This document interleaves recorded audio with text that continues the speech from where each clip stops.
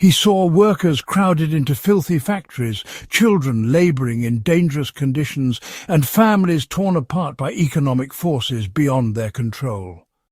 These experiences shaped his lifelong mission to understand how society works and how it could be transformed for the better. Marx was not just an activist or revolutionary, though many people think of him that way. He was first and foremost a brilliant philosopher and scientist who spent decades studying economics, history, and human nature.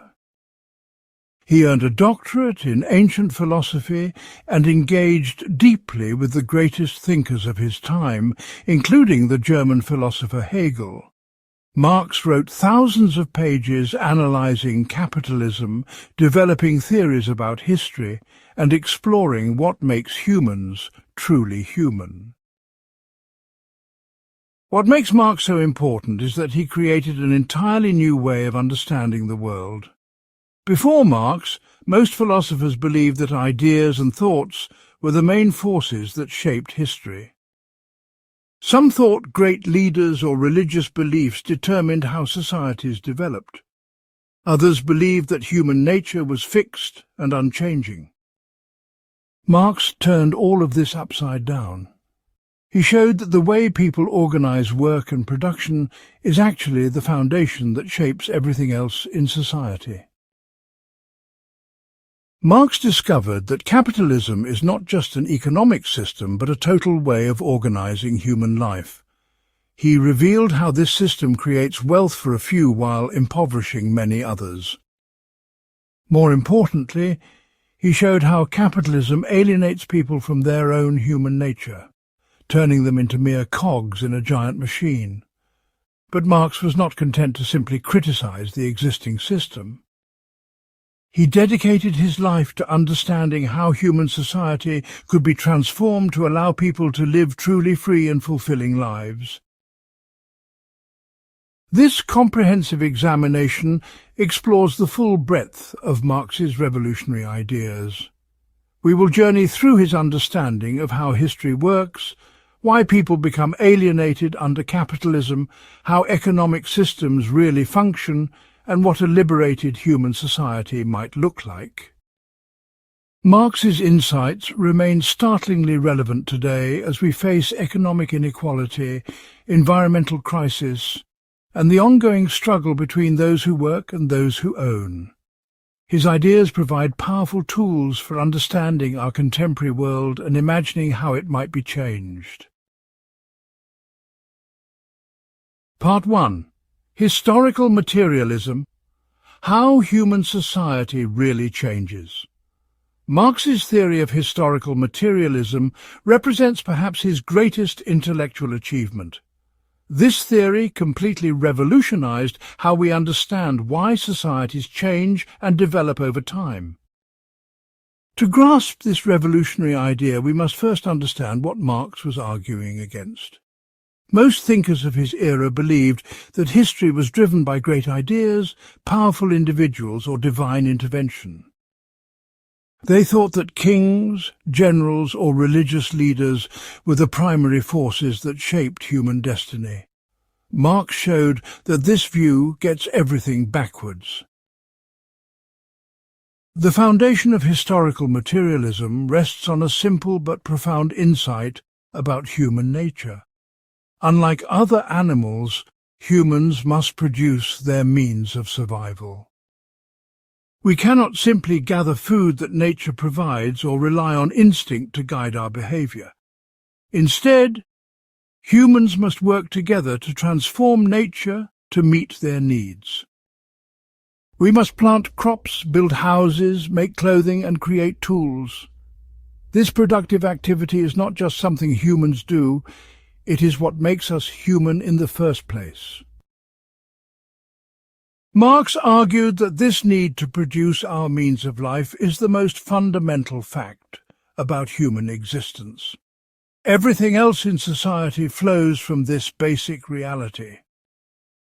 The way people organize production determines how they relate to each other, what kinds of ideas they develop, and what sort of political institutions they create. When the methods of production change, everything else in society eventually changes too. This is why Marx called his theory materialist, because material production, not abstract ideas, is the foundation of human society. To understand how this works, Marx identified two key components of every economic system. First are the forces of production, which include tools, technology, natural resources, and human skills and knowledge. Second are the relations of production, which describe how people relate to each other in the process of creating wealth. Do they work as equals, sharing the fruits of their labour?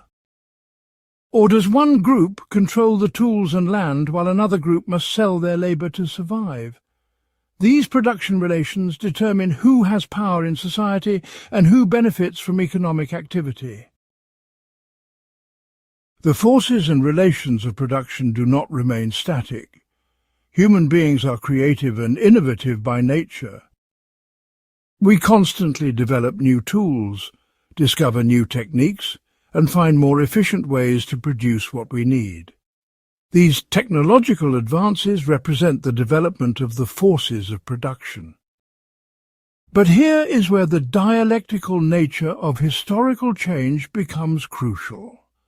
As the forces of production develop, they eventually come into conflict with the existing relations of production. For example, imagine a feudal society where peasants work small plots of land using simple tools. The social relations are organized around personal loyalty between lord and peasant. But then new agricultural techniques are developed that work better on large farms. New machines are invented that require capital investment and wage labor to operate efficiently. The old feudal relations now become a barrier to further economic development. The stage is set for social revolution as new classes emerge with different interests and the old system begins to break down. This is exactly what happened during the transition from feudalism to capitalism in Europe. The development of manufacturing, trade, and new agricultural methods created a new class of capitalists who owned money and machinery. These capitalists needed workers who were free to sell their labour, not peasants tied to the land. Over several centuries, the old feudal system was swept away and replaced by capitalist relations of production. This transformation was not planned by anyone or guided by new ideas. It emerged from the contradictions within the feudal system itself. Marx identified several distinct stages in human historical development, each characterized by different modes of production. First came primitive communism, where small groups shared resources and worked together cooperatively. This was followed by ancient societies based on slavery, where a ruling class owned other human beings as property. Next came feudalism, where peasants were tied to the land and provided labour service to lords in exchange for protection. Then capitalism emerged, where workers sell their labour power to owners of capital in exchange for wages. Marx predicted that capitalism would eventually be replaced by socialism and finally by advanced communist society. Each of these transitions occurred not because of the ideas or actions of great individuals, but because of contradictions within the economic system itself. When the forces of production outgrow the existing relations of production, social revolution becomes inevitable. The old ruling class tries to preserve their privileged position, but they cannot stop the historical process. New classes emerge with the power and interest to transform society. This is the motor of historical change that Marx discovered through his scientific analysis of human society. But historical materialism is not a rigid, deterministic theory. Marx emphasized that people make their own history, even though they do not make it under circumstances of their choosing. The material conditions set limits and create possibilities, but human action is still necessary to bring about social change. Ideas, politics and culture all play important roles, but they are shaped by and must ultimately correspond to the underlying economic structure. When there is a mismatch between the economic base and the political and cultural superstructure, social crisis and transformation become likely. This theory has profound implications for understanding our contemporary world. Capitalism has now developed global forces of production that could potentially provide abundance for everyone on Earth. We have the technology to solve problems of hunger, disease and environmental destruction. But the capitalist relations of production prevent this potential from being realized. Instead, we see growing inequality, recurring economic crises, and the subordination of human needs to the demands of profit. Marx would argue that these contradictions are preparing the ground for the next great historical transformation. Part 2. Dialectical Materialism, the method of understanding change. Marx developed a revolutionary method for understanding how change happens in the world. This method, called Dialectical Materialism, combines two powerful ideas that had never been brought together before. To understand this breakthrough, we need to look at the intellectual battle Marx was fighting with the greatest philosopher of his time, Georg Wilhelm Friedrich Hegel. Hegel had developed an amazing theory about how change occurs through contradiction and conflict. But Hegel made a crucial error that Marx spent his life correcting. Hegel believed that the world of ideas was more real and important than the material world we can see and touch. For Hegel, history was really the story of absolute spirit or universal mind working itself out through human events. Real people with real needs were just puppets in a cosmic drama played out by abstract ideas. Hegel thought that contradictions between ideas drove historical change. When one idea confronted its opposite, a new and higher idea would emerge that contained the truth of both. This process would continue until absolute knowledge was achieved. Marx saw the brilliance in Hegel's insight about contradiction and change, but he realized that Hegel had everything upside down. Marx argued that the material world is primary and the world of ideas is secondary. Real human beings with real needs for food, shelter, and meaningful work are what drive history forward. Ideas are important, but they emerge from material conditions rather than floating around independently in some spiritual realm. Marx famously said he found Hegel standing on his head and turned him right side up. This correction created dialectical materialism, a method that looks for contradictions in the real material world. Every social system contains within itself opposing forces that are in constant tension with each other. Under capitalism, for example, there is a fundamental contradiction between the social nature of production and the private ownership of the means of production. Thousands of workers cooperate to create wealth, but a small group of capitalists owns and controls the results of this collective effort. This contradiction creates ongoing conflict that will eventually transform the entire system. The dialectical method reveals that nothing in the social world is permanent or unchanging. What appears solid and eternal is actually temporary and historically specific. Capitalism seems natural and inevitable to people living within it, just as feudalism seemed natural to medieval peasants. But dialectical analysis shows that every social system carries within itself the seeds of its own destruction. The very success of capitalism in developing productive forces creates the conditions that will make capitalism itself obsolete. Dialectical thinking is different from the mechanical thinking that dominates most social science. Mechanical thinking tries to break everything down into separate, isolated parts. It looks for simple cause and effect relationships and assumes that things will continue in the same direction indefinitely. Dialectical thinking sees everything as interconnected and constantly changing. It looks for contradictions, tensions, and the potential for sudden qualitative transformation. A dialectical thinker knows that quantity can suddenly become quality when enough pressure builds up in a system. For example, water remains liquid as you heat it up to a certain point.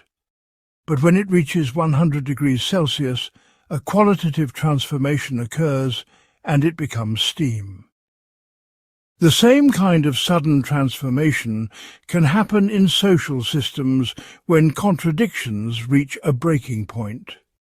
Years of gradual change and growing tension can suddenly explode into revolution and the creation of an entirely new type of society.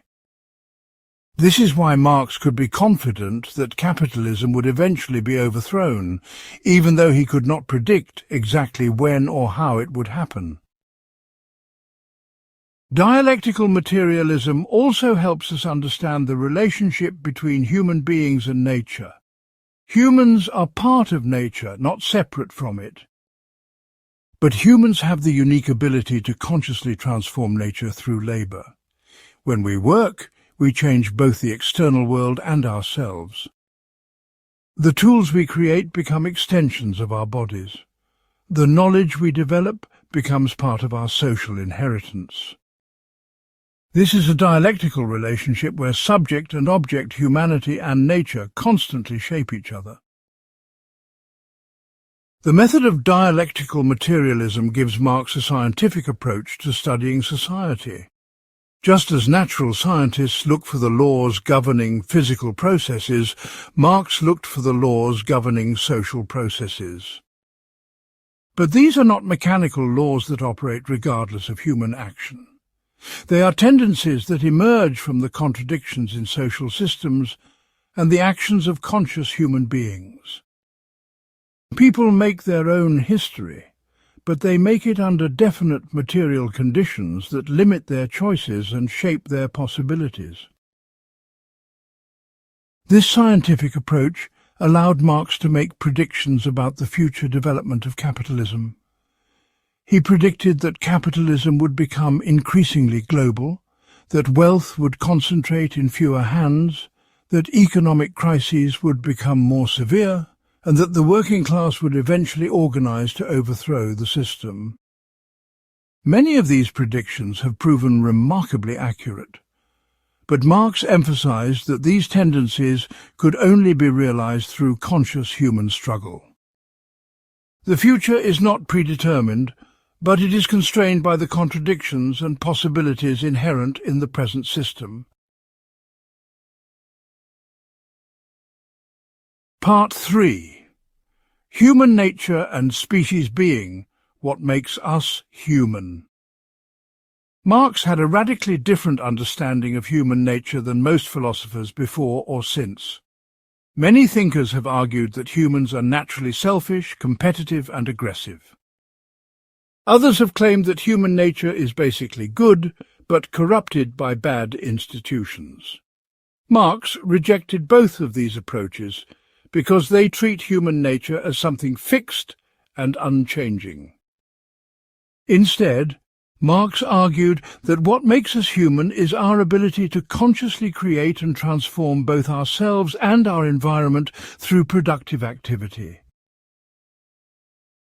The key to Marx's understanding of human nature is the concept of species being. This means that humans are fundamentally social creatures whose individual development depends on their participation in collective activity. Unlike other animals that are limited by their biological instincts, humans can imagine new possibilities and work together to bring them into reality. We can plan ahead, learn from experience, and consciously improve our conditions of life. This creative capacity is what Marx called our species essence or species being. But humans can only realize their species being through work and social cooperation. When Marx talks about work, he does not mean the kind of drudgery that most people experience under capitalism. He means conscious, creative activity that allows people to express their individuality while contributing to the collective good. In healthy work, people can see their own ideas and efforts reflected in the products they create. They can develop their skills and capacities while working together with others toward common goals. This kind of work is not a burden to be escaped, but a joyful expression of human creativity. Marx believed that humans have an essential need to be productive in this deeper sense. We need to feel that our lives have meaning and purpose, that we are contributing something valuable to the world. We need to develop our talents and capabilities rather than being forced into narrow, repetitive tasks. We need to work together with others as equals rather than being isolated and competitive. When these needs are frustrated, people become alienated from their own human nature. They lose touch with what makes life worth living. This understanding of human nature has profound implications for how we organize society. If humans are naturally creative and social, then any system that forces people into mindless, isolated labor is fundamentally anti-human. If humans need to feel that their work has meaning and contributes to the common good, then any system that treats labor as just another commodity to be bought and sold will create widespread misery.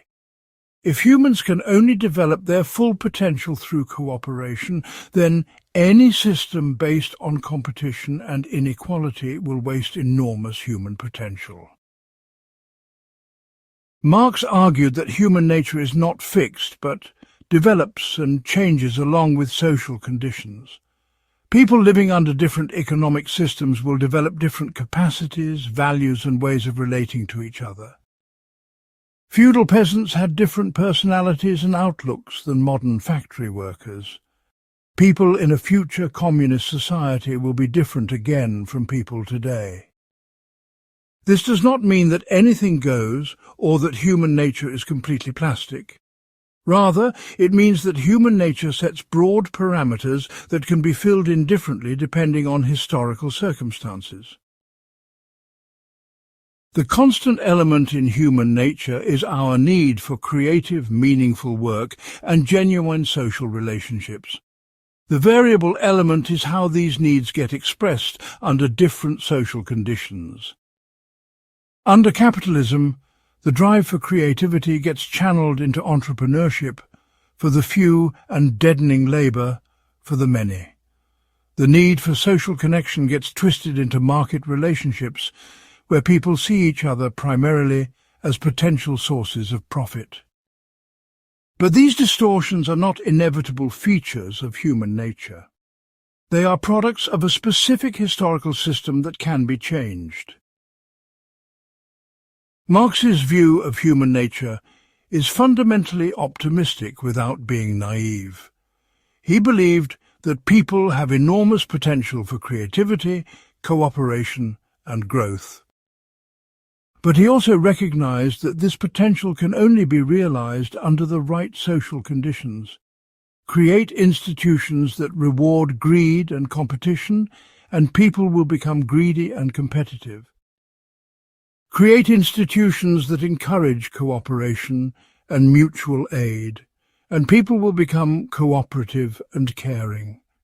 The goal is not to change human nature, but to create social conditions that allow the best aspects of human nature to flourish. This insight helps explain why Marx was so critical of utopian socialists who wanted to build perfect communities through moral persuasion alone. You cannot create cooperative people by preaching cooperation while leaving competitive institutions in place. The material conditions of life must be transformed before people can develop new ways of thinking and acting. This is why Marx focused on understanding capitalism and organizing the working class rather than designing blueprint for future society. Change the economic base and everything else will eventually follow. Try to change consciousness without changing material conditions, and you will fail. Marx's understanding of human nature also explains his confidence that socialism and communism are possible. If humans were naturally selfish and competitive, then any attempt to create a cooperative society would be doomed to failure. But if humans are naturally creative and social, then capitalism is the system that goes against human nature. Once the material barriers to cooperation are removed, people will naturally work together to create a better world. This is not wishful thinking, but a scientific conclusion based on careful analysis of what makes humans uniquely human. Part 4. Alienation under Capitalism. The 4 dimensions of separation. Alienation is perhaps Marx's most powerful concept for understanding what goes wrong in capitalist society. The word alienation means separation or estrangement from something that should naturally belong together. Marx argued that capitalism systematically separates people from the things that make life meaningful and fulfilling. This separation is not accidental or temporary, but built into the very structure of the capitalist system. Understanding alienation helps explain why so many people feel empty, powerless, and disconnected despite living in the wealthiest societies in human history. Marx identified 4 distinct but interconnected forms of alienation that workers experience under capitalism. Each form represents a different way that the capitalist organization of production separates people from their essential human nature. Together, these forms of alienation create a comprehensive system of human degradation that affects not only workers, but eventually everyone in society. Let us examine each form of alienation to understand how capitalism dehumanizes the very people who create all wealth. The first form of alienation is the separation of workers from the products of their labor. Under capitalism, workers do not own or control the things they make. A carpenter builds houses but cannot afford to live in them. A shoemaker makes shoes but has to save for months to buy a decent pair. A software programmer writes code that generates millions in profit but receives only a small salary. The products of human labor become alien forces that dominate their creators rather than serving human needs. This separation has profound psychological effects. When you create something with your own hands and mind, you naturally want to feel proud of it and benefit from it. But under capitalism, the worker's relationship to their product is completely broken. The product belongs to the capitalist who owns the factory or company. It will be sold for profit regardless of whether it serves any useful purpose. The worker becomes a stranger to their own creative output, unable to find meaning or satisfaction in their productive activity. The second form of alienation is the separation of workers from their productive activity itself. Marx argued that creative labor should be the most fulfilling aspect of human life. It should allow people to express their individuality, develop their capabilities, and contribute to the common good. But under capitalism, work becomes something to be endured rather than enjoyed. Most jobs are repetitive, mind-numbing, and controlled by others. Workers have no say in what they produce, how they produce it, or why they produce it. Think about the typical factory worker or office employee. They must arrive at a specific time, perform predetermined tasks in a predetermined way, and leave when the boss says they can leave. They cannot use their creativity or intelligence to improve the work process. They cannot take breaks when they need them or work at their own pace. The activity that should be most human becomes mechanical and dehumanizing. Work becomes a form of torture that people must endure to survive rather than a joyful expression of human creativity. The third form of alienation is the separation of workers from their species being or human essence. Marx believed that what makes humans unique is our ability to consciously create and transform our environment through cooperative labour. But capitalism turns this creative capacity into its opposite. Instead of working together as equals to meet common needs, people are forced to compete against each other for survival. Instead of developing their full potential, they are reduced to appendages of machines. Instead of conscious creators, they become unconscious performers of tasks designed by others. This form of alienation explains why so many people feel that their lives lack meaning and purpose. They are cut off from the activity that should make them most fully human. Their creative capacities remain undeveloped while they perform narrow, specialized tasks. Their need for meaningful work is frustrated by jobs that serve only to generate profit for others. They become alienated from their own human nature, unable to recognize or develop their essential capacities. The fourth form of alienation is the separation of workers from each other. Capitalism forces people to relate to each other primarily as competitors in the labour market and consumers in the commodity market. Workers must compete against each other for jobs, driving down wages and working conditions for everyone. People learn to see others as obstacles to their own success, rather than as potential collaborators. The natural human tendency towards cooperation and mutual aid gets suppressed in favour of individualism and competition. This social alienation creates a profound sense of isolation and loneliness. Even when people are surrounded by others, they feel disconnected and alone. They cannot trust their co-workers because they might be competing for the same promotion. They cannot rely on their neighbours because everyone is struggling just to survive. The social bonds that should provide meaning and support are weakened by the competitive pressures of capitalist society.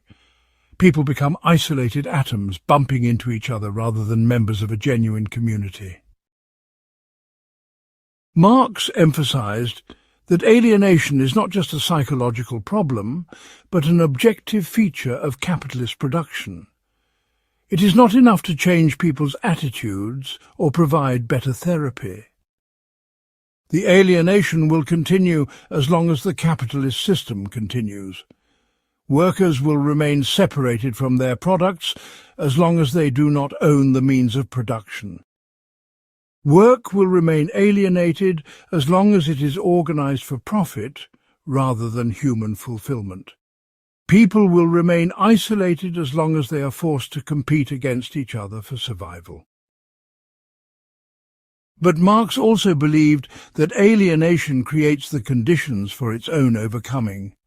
As capitalism develops, it brings workers together in large numbers and forces them to cooperate in the production process.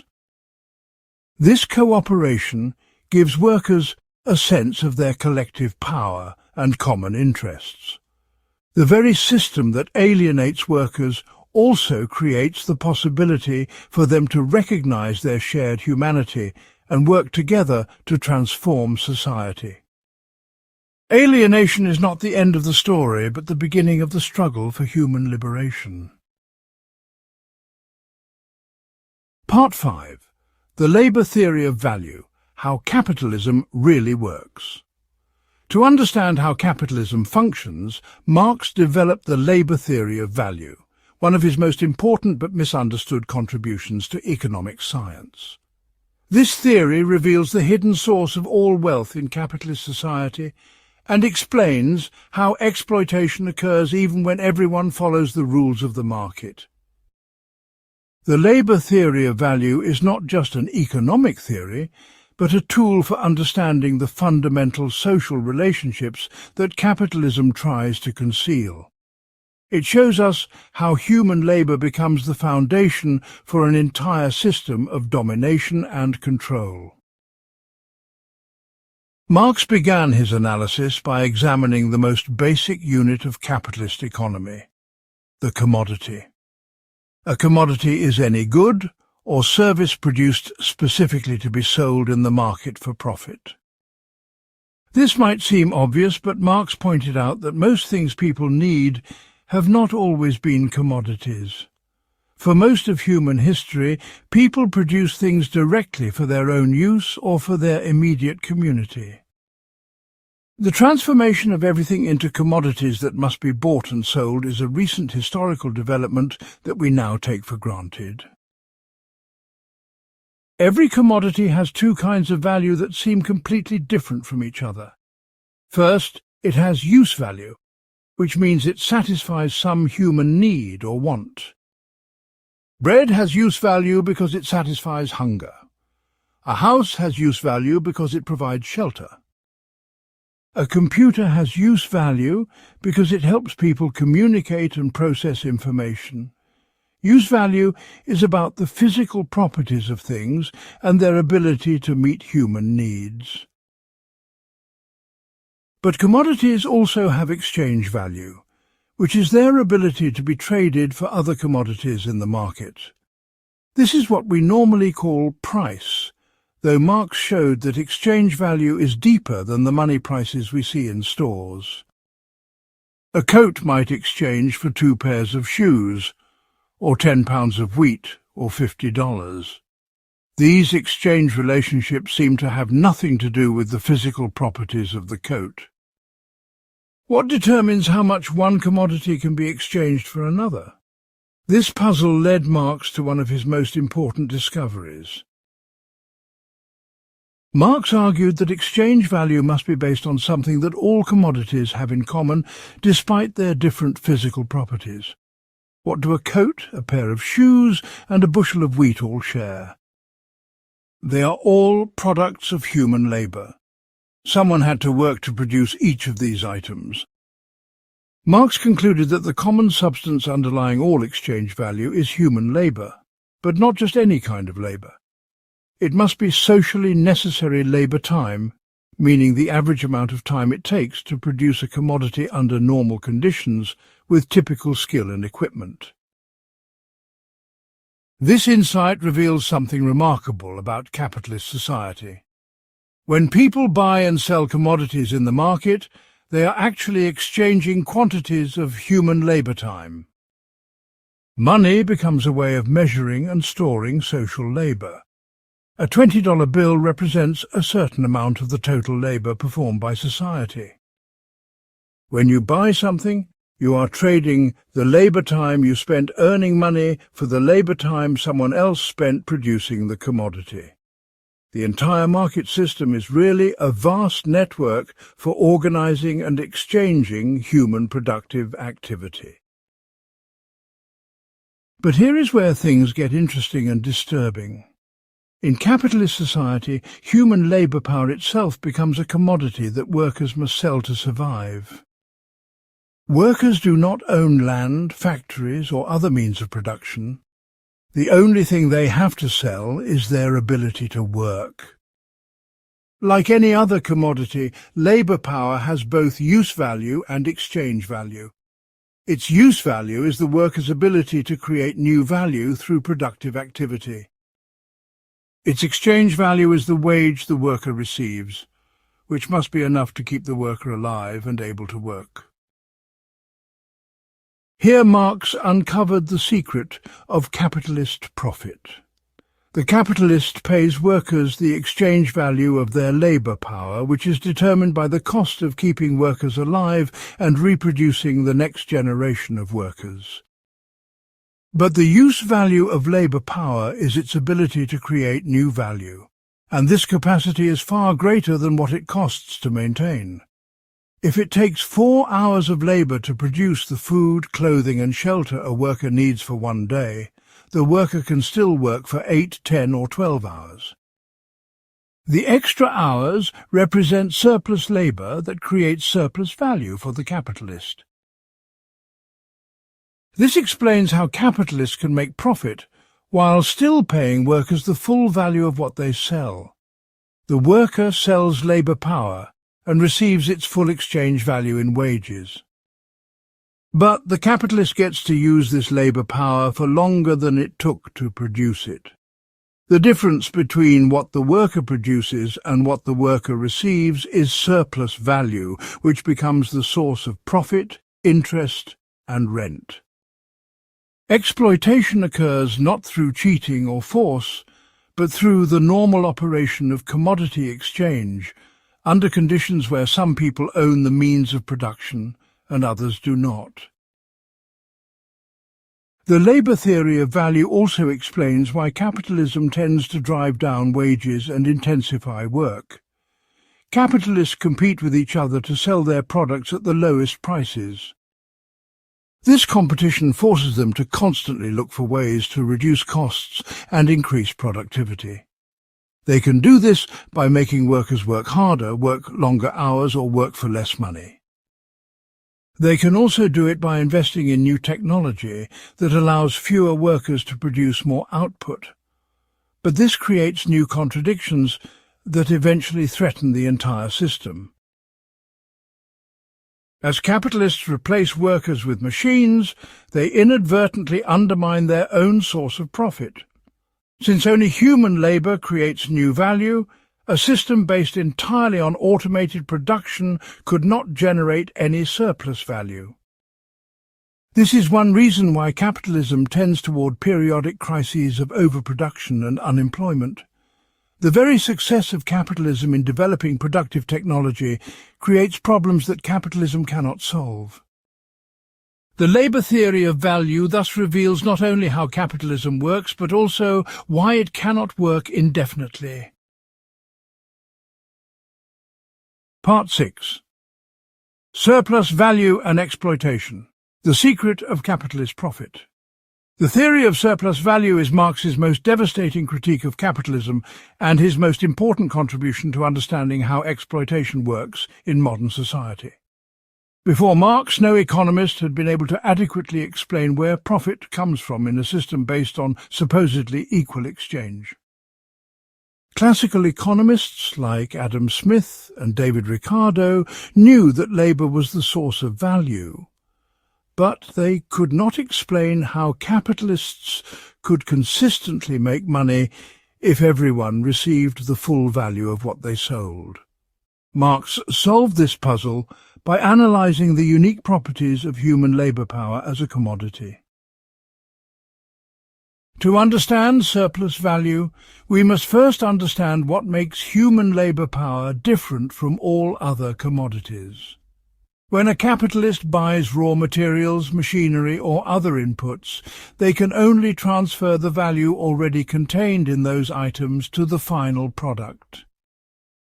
If a capitalist pays $100 for cotton, that cotton can contribute at most $100 worth of value to the final product. The cotton cannot create any new value beyond what it already contains. Marx called these inputs constant capital because their value remains constant throughout the production process. But human labour power is fundamentally different. When a capitalist buys the right to use a worker's productive capacity for a certain period of time, they are purchasing something that can create more value than it costs. This happens because the exchange value of labour power is determined by the cost of reproducing the worker, while the use value of labour power is the worker's ability to create new wealth.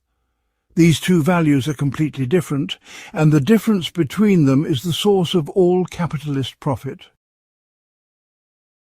Let us examine how this works in practice. Imagine a worker who produces shoes in a capitalist factory. The worker needs food, clothing, housing and other necessities to survive and maintain their ability to work. Let us say that the value of these necessities equals 4 hours of social labour per day. This means that the worker's daily wage should equal the value that can be produced in 4 hours of work. But the capitalist does not hire the worker for just 4 hours. Instead, the worker must work 8, 10 or even 12 hours per day. During the first 4 hours of the working day, the worker produces value equal to their daily wage.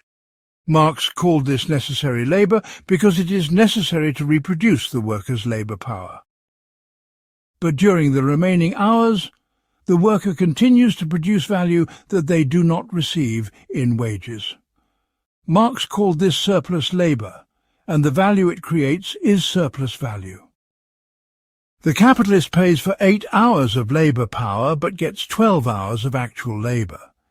The difference becomes profit, which the capitalist can either consume personally or reinvest to expand production. This system of surplus value extraction is what Marx meant by exploitation. Exploitation does not require that capitalists cheat workers or pay them less than the agreed wage. It occurs through the normal operation of the labour market under conditions where workers have no choice but to sell their labour power to survive.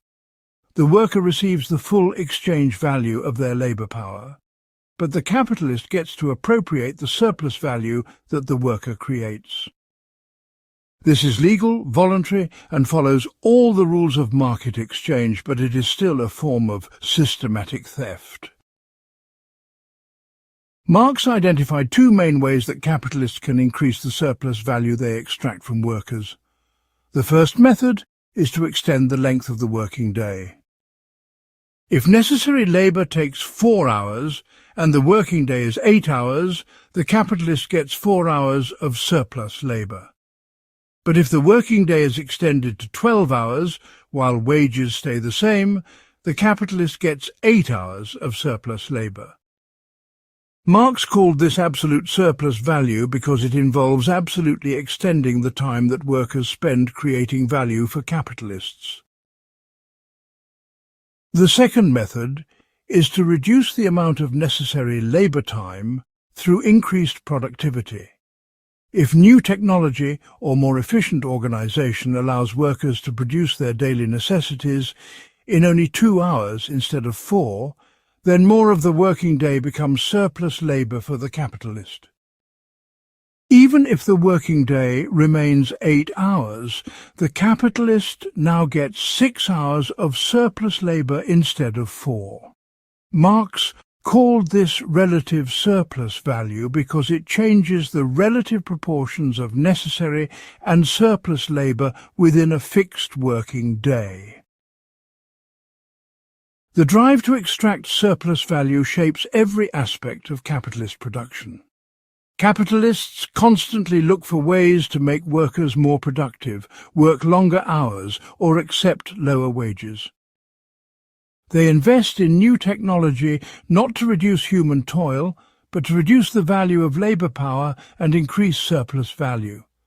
They relocate production to countries where wages are lower and working conditions are worse. They fight against labour unions, workplace safety regulations, and any other factors that might reduce their ability to extract surplus value from workers. But the extraction of surplus value creates contradictions that threaten the stability of the entire system. As capitalists compete with each other, they are forced to constantly revolutionize production and reduce costs. This leads them to replace workers with machines, which reduces the total amount of labour available to create surplus value. It also tends to create unemployment and reduce workers' purchasing power. Eventually, capitalists find themselves producing more goods than workers can afford to buy, leading to crises of overproduction. The theory of surplus value also reveals the class nature of capitalist society. Workers and capitalists have fundamentally opposed interests that cannot be reconciled through compromise or reform. Workers want higher wages, shorter hours and better working conditions, all of which reduce surplus value. Capitalists want lower wages, longer hours and more intensive work, all of which increase surplus value. This is not a matter of personal greed or evil intentions on either side. It is a structural conflict built into the very nature of the capitalist system. Understanding surplus value helps explain why capitalism cannot be reformed to serve workers' interests. Any measure that significantly reduces surplus value extraction would undermine the profit motive that drives the entire system. Capitalists would have no incentive to invest or expand production if they could not extract surplus value from workers. The system would collapse or transform into something entirely different. This is why Marx concluded that workers must eventually overthrow capitalism entirely rather than trying to reform it from within. Part 7. Commodity Fetishism. When things control people. Commodity fetishism is one of Marx's most brilliant and disturbing insights into how capitalism shapes human consciousness and social relationships. The word fetishism comes from anthropology, where it describes the practice of worshipping objects as if they had magical powers. Marx used this concept to explain how people in capitalist society develop a mystical relationship with commodities and money. They begin to see market forces as natural laws rather than human creations, and they attribute power to things that should be under human control. At first glance, a commodity appears to be a simple, obvious thing. A table is just wood shaped into a useful form. A shirt is just cloth sewn together to cover the human body. But Marx argued that when these objects become commodities in a market system, they take on mysterious, almost supernatural qualities.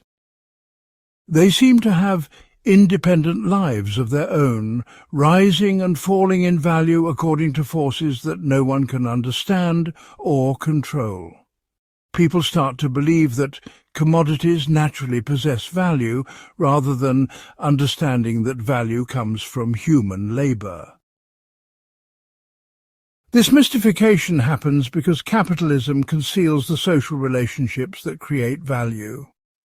When you buy a shirt in a store, you see only the final product and its price tag. You do not see the workers who grew the cotton, the workers who operated the spinning machines, the workers who sewed the fabric, or the workers who transported the finished product to market. All of these human relationships are hidden behind the simple act of commodity exchange. The social cooperation that actually creates wealth becomes invisible, while the movement of prices becomes visible. This invisibility has profound effects on how people understand the economy and their place in it.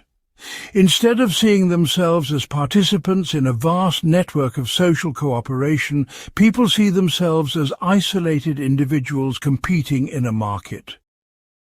Instead of recognizing that they collectively create all wealth through their labor, they see wealth as mysteriously emerging from the interaction of commodities. Instead of understanding that market prices reflect social decisions about how to organize production, they see prices as natural forces beyond human control. Money plays a special role in commodity fetishism because it appears to be the universal equivalent of all other commodities. People begin to think that money itself has value, rather than understanding that money is just a way of measuring and storing social labor. They start to believe that money can magically create more money through investment and interest. The idea that money makes money becomes so natural that people forget money is just a social convention for organizing human productive activity. This leads to the bizarre situation where the pursuit of money becomes more important than the production of useful things. Commodity fetishism also affects how people understand social problems and their solutions. When unemployment rises, people blame it on abstract market forces rather than specific decisions made by capitalists and governments. When wages fall, people accept it as the natural result of supply and demand rather than the outcome of a struggle between workers and owners. When economic crises occur, people see them as natural disasters rather than predictable results of capitalist competition and the drive for profit. This makes it very difficult for people to imagine that they could collectively organize society differently. The media and educational system reinforce commodity fetishism by presenting market relationships as natural and inevitable. Economics textbooks teach students to think about supply and demand curves as if they were laws of physics. Business news reports treat stock market fluctuations as matters of life and death for entire societies. Politicians speak about the need to serve the market as if the market were a god that must be appeased. All of this reinforces the idea that human beings must adapt to economic forces rather than shaping those forces to serve human needs. Commodity fetishism helps explain why many workers support the very system that exploits them. If you believe that your wages are determined by natural market forces, you are less likely to organize with other workers to demand higher pay. If you believe that unemployment is caused by lazy individuals rather than systemic problems, you are less likely to support collective solutions. If you believe that some people naturally deserve to be rich while others deserve to be poor, you are less likely to question the fundamental structure of society. Commodity fetishism creates a form of false consciousness that makes exploitation seem natural and acceptable. But commodity fetishism is not just a matter of wrong ideas that can be corrected through education. It is built into the actual structure of capitalist society. As long as people must relate to each other primarily through the buying and selling of commodities, social relationships will appear to be relationships between things. As long as workers must sell their labor power to survive, they will experience their own productive capacity as a commodity subject to market forces. The mystification will continue until the material conditions that create it are transformed. This analysis helps explain why Marx focused on changing the economic structure of society rather than just trying to change people's consciousness. You cannot overcome commodity fetishism by teaching people that it exists. You must create new social relationships where people can directly cooperate to meet their needs without having to go through the market. Only when production is organized to serve human needs rather than profit will people be able to see through the mystical appearance of commodity relationships. Only then will people be able to consciously control their economic life instead of being controlled by it. Understanding commodity fetishism is crucial for anyone who wants to change society. It explains why common sense often supports the existing system, even when that system harms the majority of people. It shows why people often fight to defend institutions that work against their own interests. And it points towards the kind of fundamental transformation that would be necessary to create a truly rational and humane society. Overcoming commodity fetishism requires not just new ideas, but new forms of social organization based on conscious cooperation rather than blind market forces. Part 8. Class struggle, the engine of social change. Class struggle is the beating heart of Marx's understanding of how societies develop and transform over time. Marx argued that all of human history can be understood as the story of conflicts between different social classes with opposing interests. This struggle is not just an occasional disruption of social peace, but the fundamental force that drives social change and progress. As Marx and Engels famously wrote, the history of all existing society is the history of class struggles. To understand class struggle, we must first understand what Marx meant by social class. A class is not simply a group of people who have similar incomes or lifestyles. Rather, a class is defined by its relationship to the means of production in society. Do you own factories, land, or other productive resources that allow you to hire others to work for you?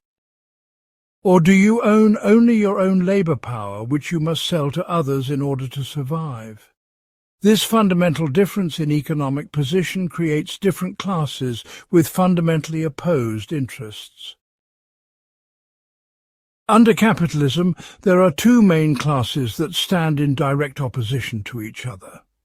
The bourgeoisie or capitalist class owns the means of production and lives by extracting surplus value from the labour of others.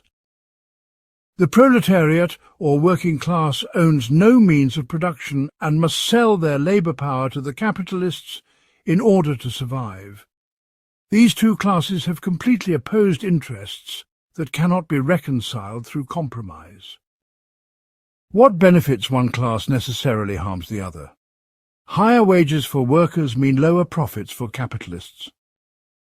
Shorter working hours for workers mean less surplus value for capitalists. Better working conditions for workers mean higher costs for capitalists. But class struggle is not just an economic conflict over wages and working conditions. It is a comprehensive struggle over how society should be organized and who should control it. The capitalist class wants to organize society to maximize their ability to extract surplus value from workers. This means promoting competition among workers, weakening labor unions, reducing social services, and maintaining institutions that protect private property. The working class has an interest in organizing society to meet human needs rather than generate profit. This means promoting cooperation among workers, building strong unions, expanding social services, and ultimately gaining democratic control over the economy. Class struggle takes many different forms, from individual acts of resistance to massive social movements. When a single worker refuses to work overtime or calls in sick to protest bad treatment, that is class struggle. When workers form unions to bargain collectively for better conditions, that is class struggle. When workers go on strike to force concessions from their employers, that is class struggle. When workers support political parties that promise to expand social services or regulate business, that is class struggle. When workers ultimately organize to overthrow capitalism and create a socialist society, that is the highest form of class struggle. The capitalist class also engages in class struggle, though they rarely describe it in those terms.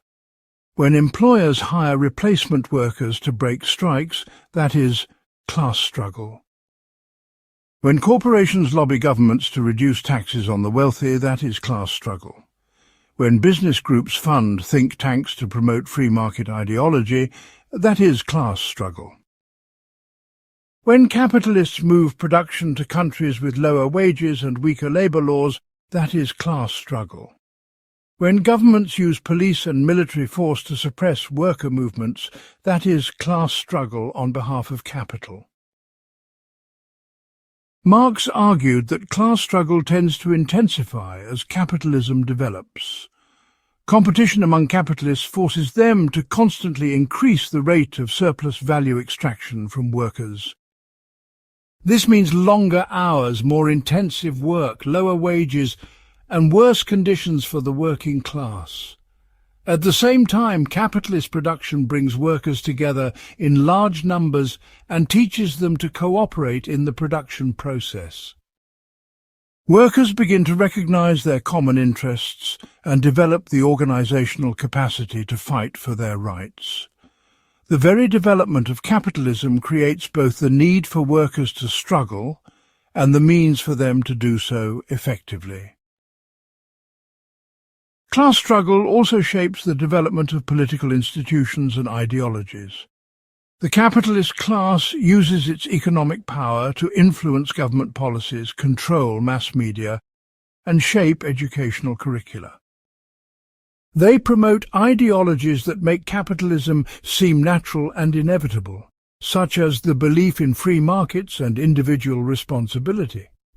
The working class develops its own institutions and ideologies that challenge capitalist rule, such as labor unions, socialist parties, and theories of collective solidarity. The clash between these competing worldviews is itself a form of class struggle. Marx believed that class struggle would eventually lead to the overthrow of capitalism and the establishment of a classless society. As capitalism develops, it creates an ever larger working class while concentrating wealth in the hands of an ever smaller capitalist class. Workers develop greater organizational capacity and class consciousness through their struggles against capital. Eventually, the working class will become powerful enough to seize control of the state and transform the economic system.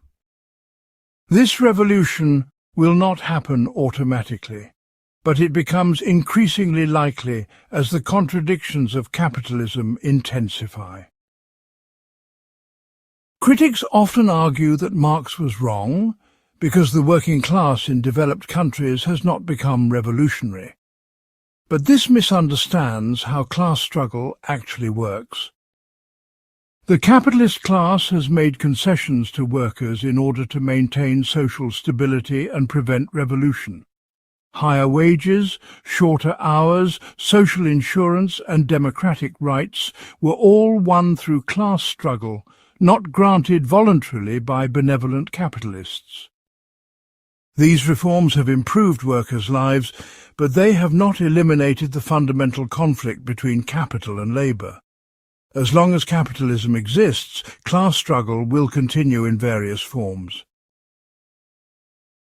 Understanding class struggle helps explain many phenomena that seem puzzling from other perspectives.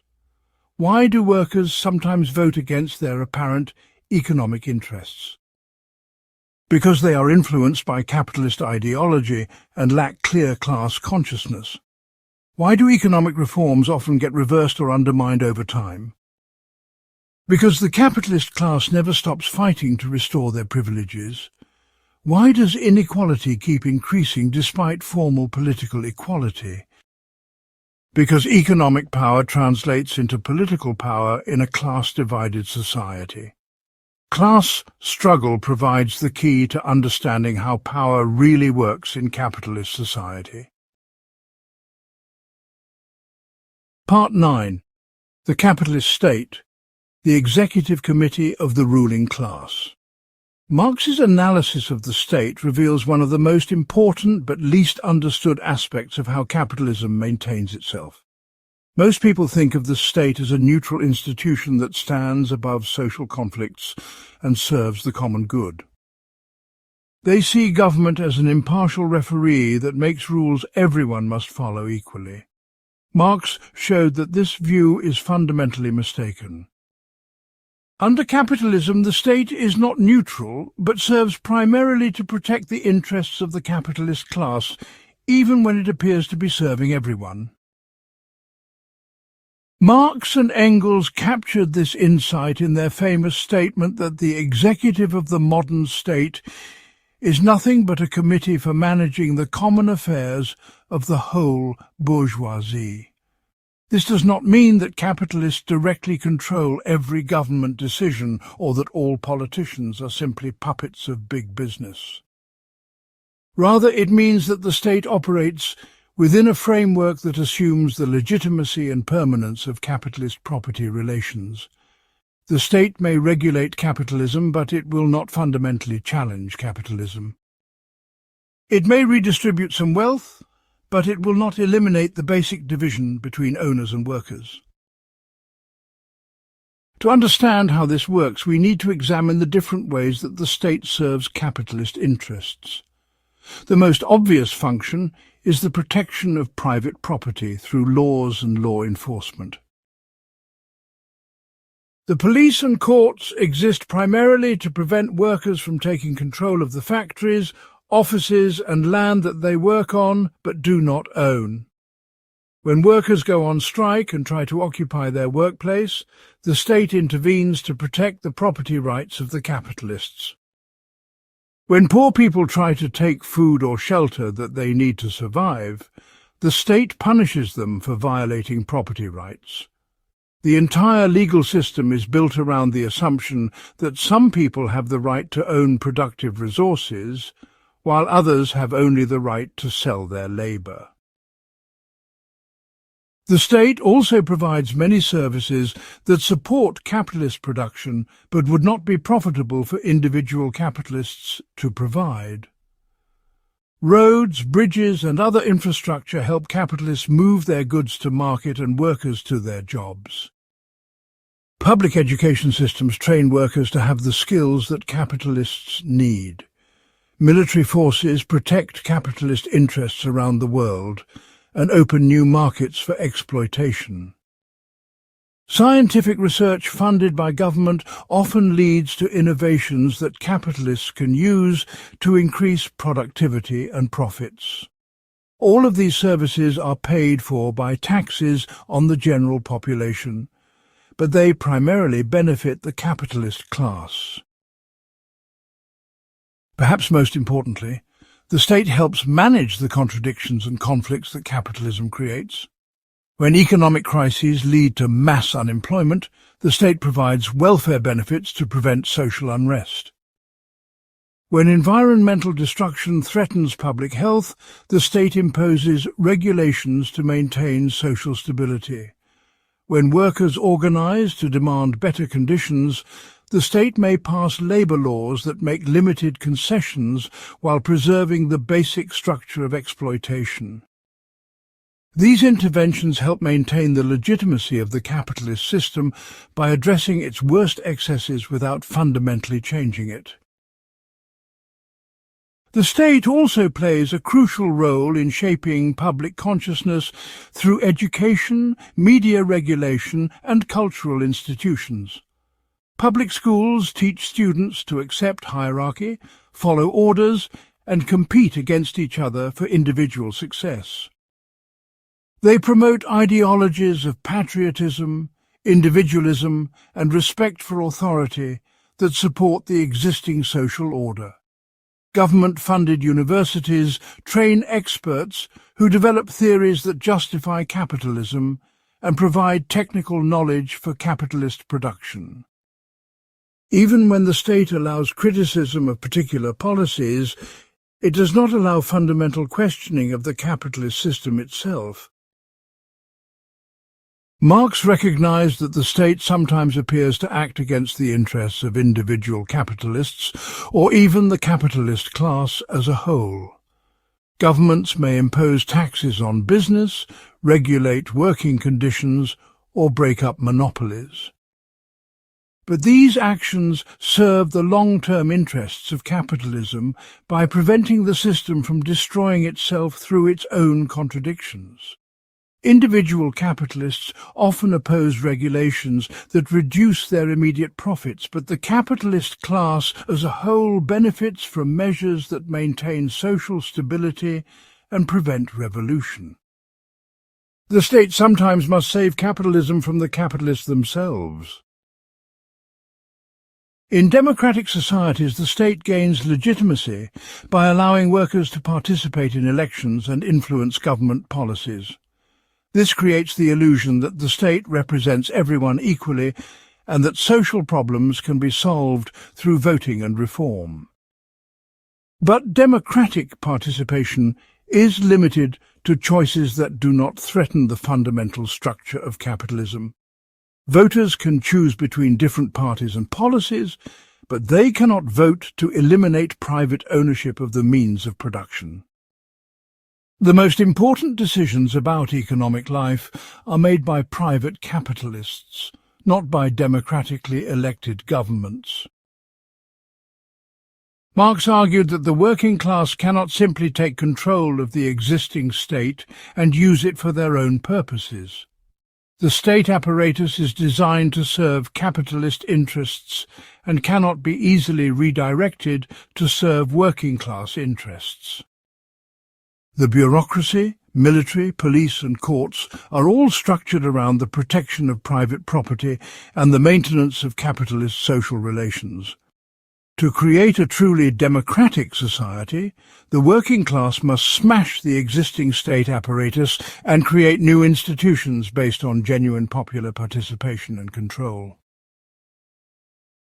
This analysis helps explain why reformist strategies that rely on electoral politics have limited success in challenging capitalism. Even when progressive parties win elections and implement policies that benefit workers, these gains can be easily reversed when circumstances change. The fundamental structure of capitalism remains intact, and the capitalist class retains its economic power to undermine political reforms. Real change requires not just winning elections, but transforming the entire economic system that gives the capitalist class its power. Only then can the state become a genuine instrument of popular will, rather than a tool for maintaining class domination. Part 10. Crisis Theory: Why Capitalism Destroys Itself. Marx's theory of capitalist crisis reveals why the system that appears so dynamic and successful contains within itself the seeds of its own destruction. Unlike economists who see crises as temporary disruptions caused by external shocks or policy mistakes, Marx showed that periodic crises are built into the very logic of capitalist production. These crises are not accidental failures of an otherwise sound system, but inevitable results of capitalism's fundamental contradictions. Understanding crisis theory helps explain why capitalism cannot provide stable prosperity for working people and why revolutionary change becomes necessary. The root of capitalist crisis lies in the contradiction between the social nature of production and the private appropriation of wealth. Modern production requires the cooperation of thousands or millions of workers using sophisticated technology and complex supply chains. But the wealth created by this social production is privately owned by capitalists who had no direct role in creating it. This creates a fundamental mismatch between how wealth is produced and how it is distributed. The people who create wealth cannot afford to buy back what they have produced, while the people who own wealth did not produce it themselves. Marx identified several specific mechanisms through which this basic contradiction leads to economic crisis. The first is the tendency of the rate of profit to fall. As capitalists compete with each other, they are forced to invest in new technology and equipment to reduce costs and increase productivity. This investment increases what Marx called the organic composition of capital, meaning that a larger share of capital goes to machines and raw materials rather than to wages for workers. But since only human labor creates new value, this reduces the rate of profit even as it increases the total amount of production. Eventually, the rate of profit falls so low that capitalists stop investing, leading to recession and unemployment. The second mechanism is the problem of underconsumption or overproduction. Capitalists want to pay workers as little as possible to maximize surplus value. But they also need workers to buy the commodities that are produced. This creates a contradiction where the same workers who are exploited as producers are needed as consumers. As capitalism develops and productivity increases, this contradiction becomes more severe. Workers cannot afford to buy all the goods that are produced, leading to gluts in the market and economic crisis. The third mechanism involves the conflict between different sections of the capitalist class. Industrial capitalists who organize production must share their surplus value with financial capitalists who provide loans and investment.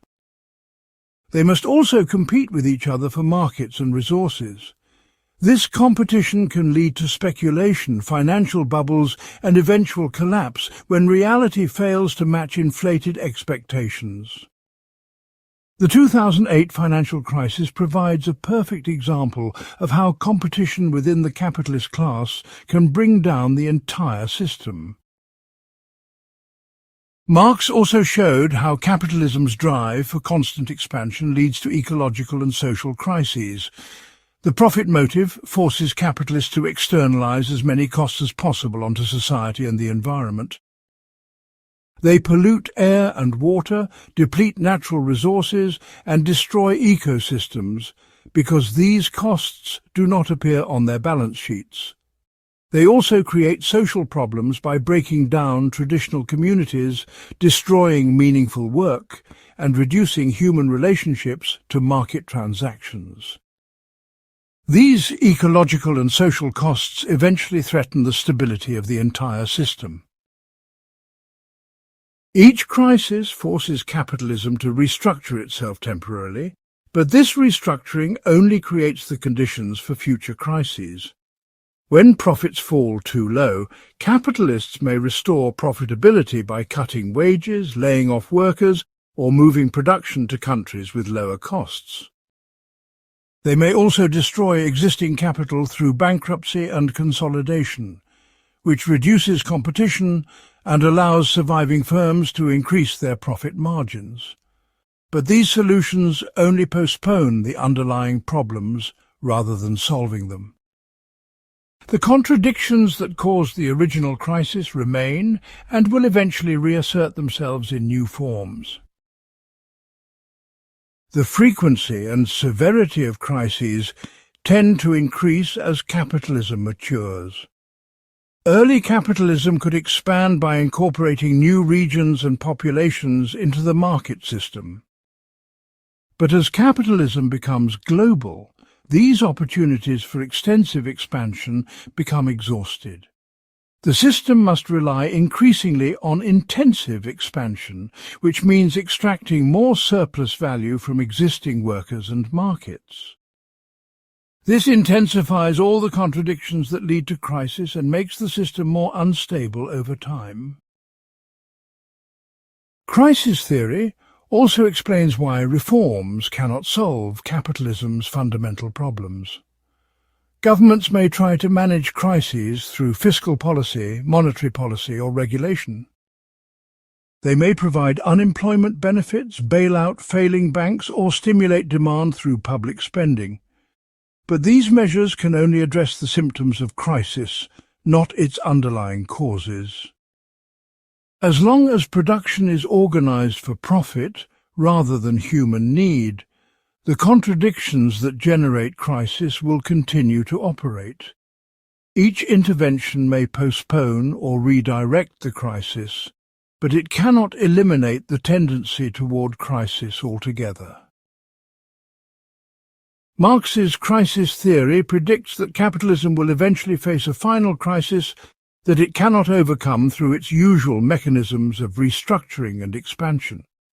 As the contradictions intensify and the opportunities for profitable investment decline, the system will become increasingly unstable and prone to breakdown.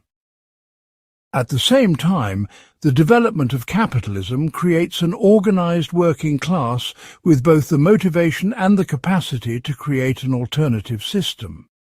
The final crisis of capitalism will also be the moment of opportunity for the working class to seize power and begin building socialism. Understanding crisis theory is essential for anyone who wants to change the world.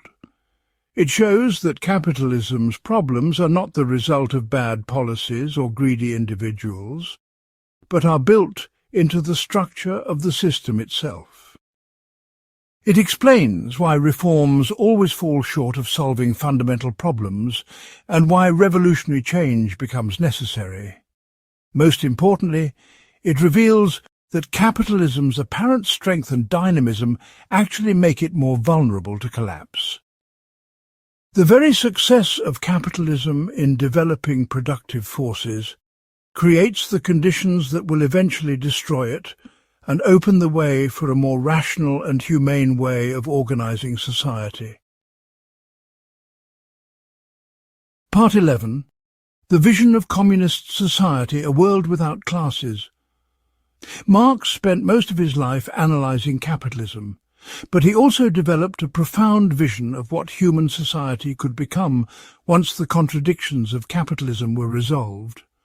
This vision of communist society represents the ultimate goal of all his theoretical work and political activity. Marx was careful not to provide detailed blueprints for the future, believing that the specific forms of communist society would emerge from the struggles of working people themselves. But he did outline the basic principles that would guide a truly liberated human society. The most fundamental characteristic of communist society is the abolition of private ownership of the means of production. In place of capitalist property relations, the workers themselves would collectively own and democratically control all factories, farms, mines, and other productive resources. This does not mean that people could not have personal possessions like homes, clothing, or books. It means that no one could own productive resources that allow them to exploit the labor of others. The social wealth created by collective labor would belong to society as a whole, rather than to a small class of owners. Marx envisioned communist society developing through two distinct phases. The first phase, which later thinkers called Socialism, would emerge directly from the overthrow of capitalism. In this phase, society would still bear the birthmarks of the old system. People would be rewarded according to their contribution to social production. Those who work more or produce more would receive more in return. This principle recognizes that people start with different abilities and face different circumstances, so equal treatment requires unequal rewards. But Marx believed that socialist society would gradually develop toward a higher phase of communism. In this advanced stage, the productive forces would be so highly developed that scarcity would no longer be a major problem. Technology and social organization would advance to the point where society could easily provide abundance for everyone. Under these conditions, the principle of distribution could change from each according to their ability to each according to their contribution, to the higher principle of from each according to their ability to each according to their needs. This transformation would require fundamental changes in human consciousness and social relationships. In communist society, the artificial barriers between mental and physical labor would break down. People would no longer be trapped in narrow specializations that prevent them from developing their full human potential. Instead of being a carpenter all their life, a person might farm in the morning, work in a factory in the afternoon, write poetry in the evening, and engage in scientific research on weekends.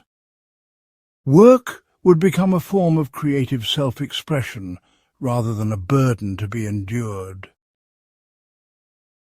The state as an instrument of class oppression would gradually wither away in communist society. Since there would be no ruling class to protect and no exploited class to suppress, there would be no need for police, armies, or prisons. Instead of being governed by a separate group of professional politicians, People would participate directly in making the decisions that affect their lives. Administration would replace domination as the primary form of social coordination. People would cooperatively manage their common affairs rather than being ruled by others. Marx also believed that communist society would overcome the alienation that capitalism creates. People would no longer be separated from the products of their labour, since they would collectively own and control what they produce. They would no longer be separated from their productive activity, since work would be organised to develop human capacities rather than extract surplus value. They would no longer be separated from their fellow human beings, since cooperation would replace competition as the basic principle of social organisation. And they would no longer be separated from their own human nature, since they would be free to develop all their creative potentials. Education would be completely transformed in communist society. Instead of training people to accept hierarchy and perform narrow tasks, education would aim to develop the full range of human capabilities.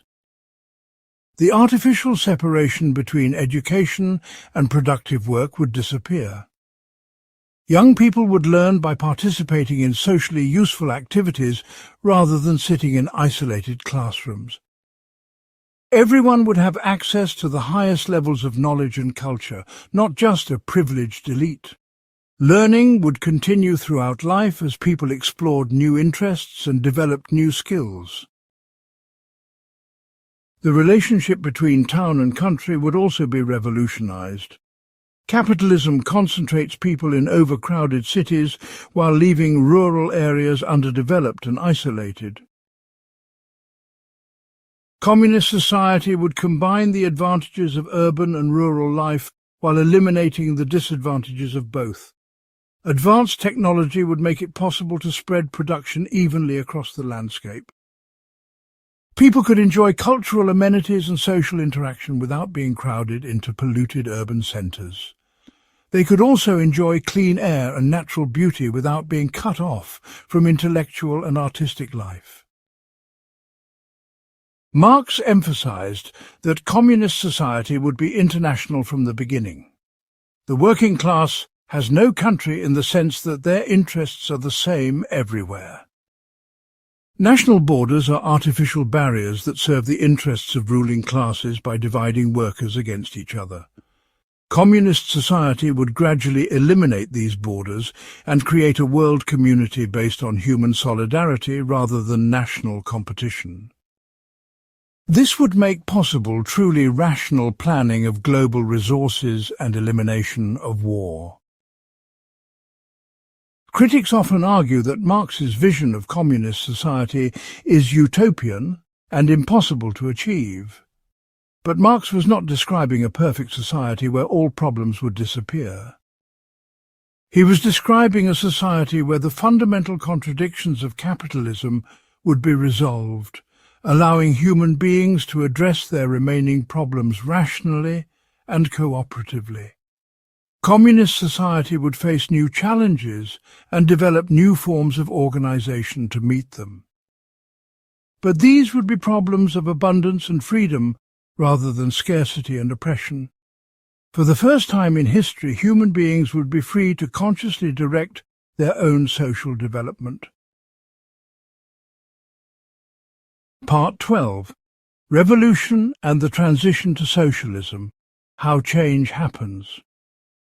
Marx believed that the transformation from capitalism to socialism would require a revolutionary overthrow of the existing system rather than gradual reform within it. This conclusion flows logically from his analysis of class struggle and the nature of capitalist state power. The capitalist class will never voluntarily give up their privileged position, and the state apparatus exists primarily to protect their interests. Fundamental change requires that the working class organize itself to seize political power and use that power to transform the economic system. But Marx's concept of revolution was much more sophisticated than the simple image of workers storming government buildings. Revolution is a process, not a single event. It begins with the development of class consciousness among workers as they recognize their common interests and collective power. It continues through the building of organizations that can unite workers across different industries, regions, and countries. It includes cultural and ideological struggle to challenge the ideas that support capitalism. The actual seizure of power is just one moment in this longer revolutionary process. Marx argued that revolution becomes possible when the contradictions of capitalism reach a breaking point. Economic crises, increasing inequality and environmental destruction create conditions where the existing system can no longer meet the needs of the majority. At the same time, the development of capitalism brings workers together and teaches them to cooperate, giving them both the motivation and the capacity to organize for change. The ruling class loses its ability to maintain social stability through reforms and concessions. In these circumstances, revolutionary change becomes not only possible but necessary. The specific form that revolution takes will depend on the particular conditions in each country and historical period. Marx studied the revolutions of 1848 in Europe, the Paris Commune of 1871, and other examples of popular uprising. He found that workers had shown remarkable creativity in developing new forms of democratic organization when they had the opportunity. The Paris Commune, for example, combined legislative and executive functions, made all officials subject to recall, and paid them the same wages as ordinary workers.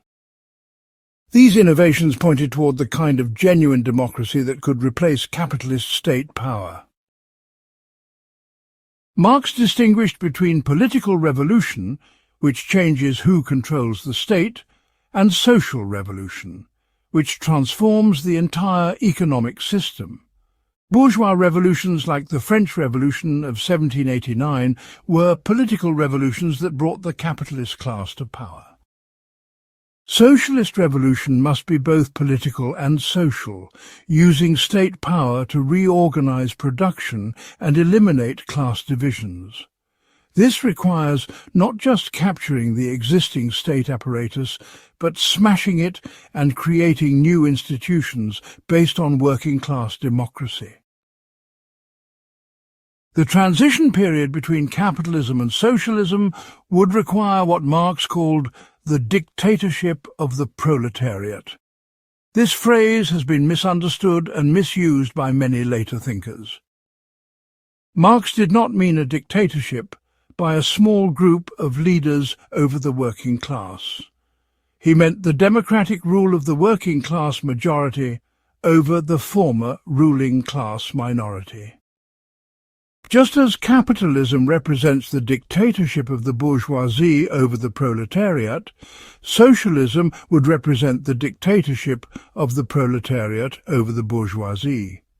The difference is that workers constitute the vast majority of the population, so their rule would be genuinely democratic. During this transition period, the new workers' state would face enormous challenges. The former ruling class would not disappear quietly, but would organize counter-revolution to restore their power. Capitalist countries that had not yet undergone revolution would likely attack the new socialist state to prevent the spread of revolutionary ideas. The economic system would need to be reorganized while maintaining production and meeting people's immediate needs. These challenges would require strong, centralized organization combined with maximum democratic participation by the working class. Marx emphasized that the working class could not simply take over the existing state machinery and use it for their own purposes. The capitalist state is designed to protect private property and maintain class rule. Its bureaucratic structure, professional military and legal system all serve to prevent genuine democratic participation by working people. The workers' state would need to be organized on completely different principles, with direct democracy, rotation of officials, and citizen militias replacing the old apparatus of oppression. The transition to socialism would also require fundamental changes in how production is organized. Instead of producing for profit, the economy would be planned to meet human needs. Instead of competition between individual enterprises, there would be cooperation to use resources most efficiently. Instead of the anarchy of the market, there would be conscious social planning of what to produce and how to distribute it. This would eliminate the waste and irrationality that characterize capitalist production. Marx was clear that this transformation could not happen in one country alone. Capitalism is a global system, and socialism must also be international to succeed. A single socialist country surrounded by hostile capitalist powers would face enormous pressures that could distort its development. The working class in all countries shares common interests and must coordinate their struggles for liberation. International solidarity is not just an ideal, but a practical necessity for revolutionary success. The length and difficulty of the transition period would depend on the level of economic development and the balance of class forces. In highly developed capitalist countries with strong working-class organizations, the transition might be relatively rapid and peaceful. In less developed countries facing imperialist pressure, the transition might take much longer and require greater sacrifices. But Marx was confident that once the process began, it would spread rapidly, as workers everywhere recognized the possibility of liberation. The success of socialism in one part of the world would inspire and assist revolutionary movements everywhere else. Part 13. Ideology and False Consciousness. How the ruling class controls ideas. Marx's theory of ideology reveals one of the most subtle but powerful ways that capitalism maintains itself. Ideology is not simply the deliberate lies told by politicians or the propaganda spread by the media. Rather, it is a systematic way of thinking that makes the existing social order appear natural, inevitable, and just. Ideology shapes how people understand themselves and their world in ways that support the interests of the ruling class. Understanding how ideology works is crucial for anyone who wants to challenge the existing system. The key insight of Marx's theory is that the dominant ideas in any society are the ideas of the dominant class. Those who control the economic system also control the production and distribution of ideas. They own the newspapers, television stations, publishing houses, and educational institutions that shape public opinion. More importantly, they have the resources to reward intellectuals who develop theories that justify the existing system and punish those who challenge it. This does not require a conscious conspiracy, but happens naturally as people adapt their thinking to their material circumstances.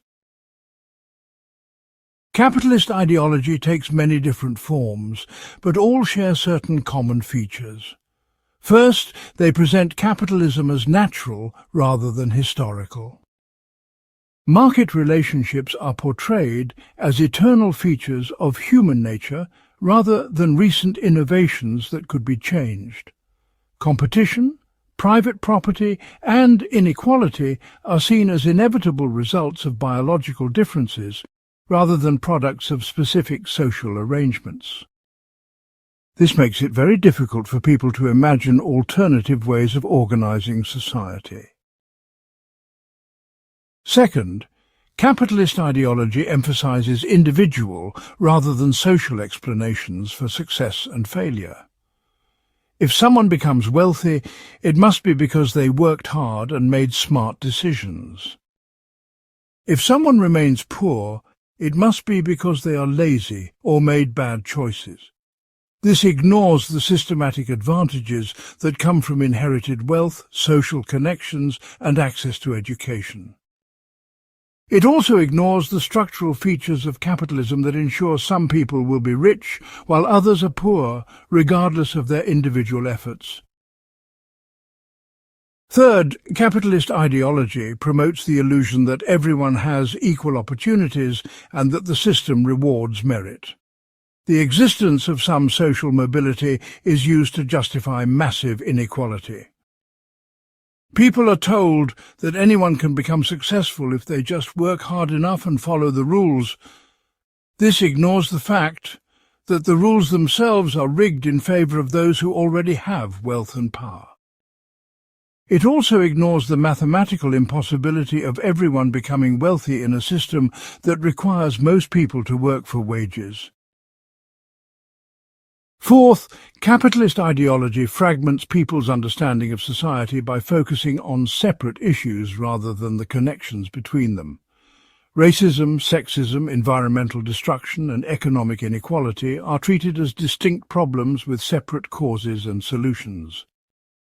This prevents people from seeing how all of these problems stem from the same root cause: a system organized around profit rather than human need. It also prevents people from recognizing their common interests and organizing together for fundamental change. Marx argued that ideology is not simply imposed on people from above, but emerges from their lived experience within capitalist society. When people must compete with each other for jobs, it becomes natural to think that competition is human nature. When people see some individuals becoming wealthy through business success, it becomes natural to believe that the market rewards merit. When people experience their own labor as a commodity to be sold, it becomes natural to think of themselves as isolated individuals rather than members of a collective. Ideology thus has a material basis in the real relationships of capitalist society. This analysis helps explain why many working people accept ideas that work against their own interests.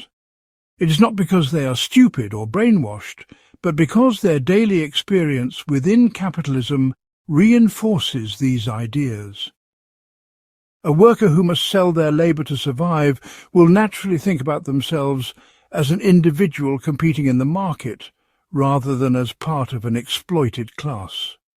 A consumer who can choose between different brands will naturally think they have freedom and democracy, even if they have no say in the major decisions affecting their lives.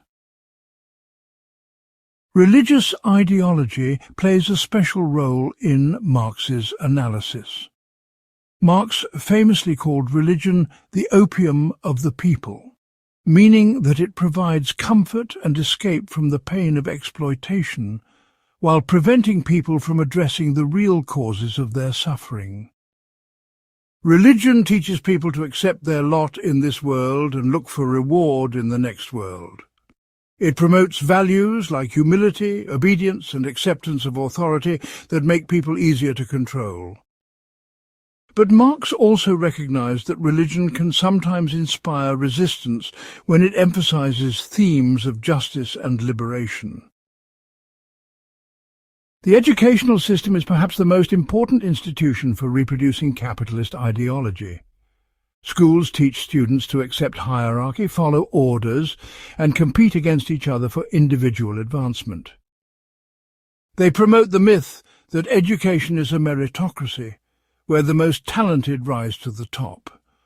They focus on training workers for the labour market rather than developing critical thinking or creativity.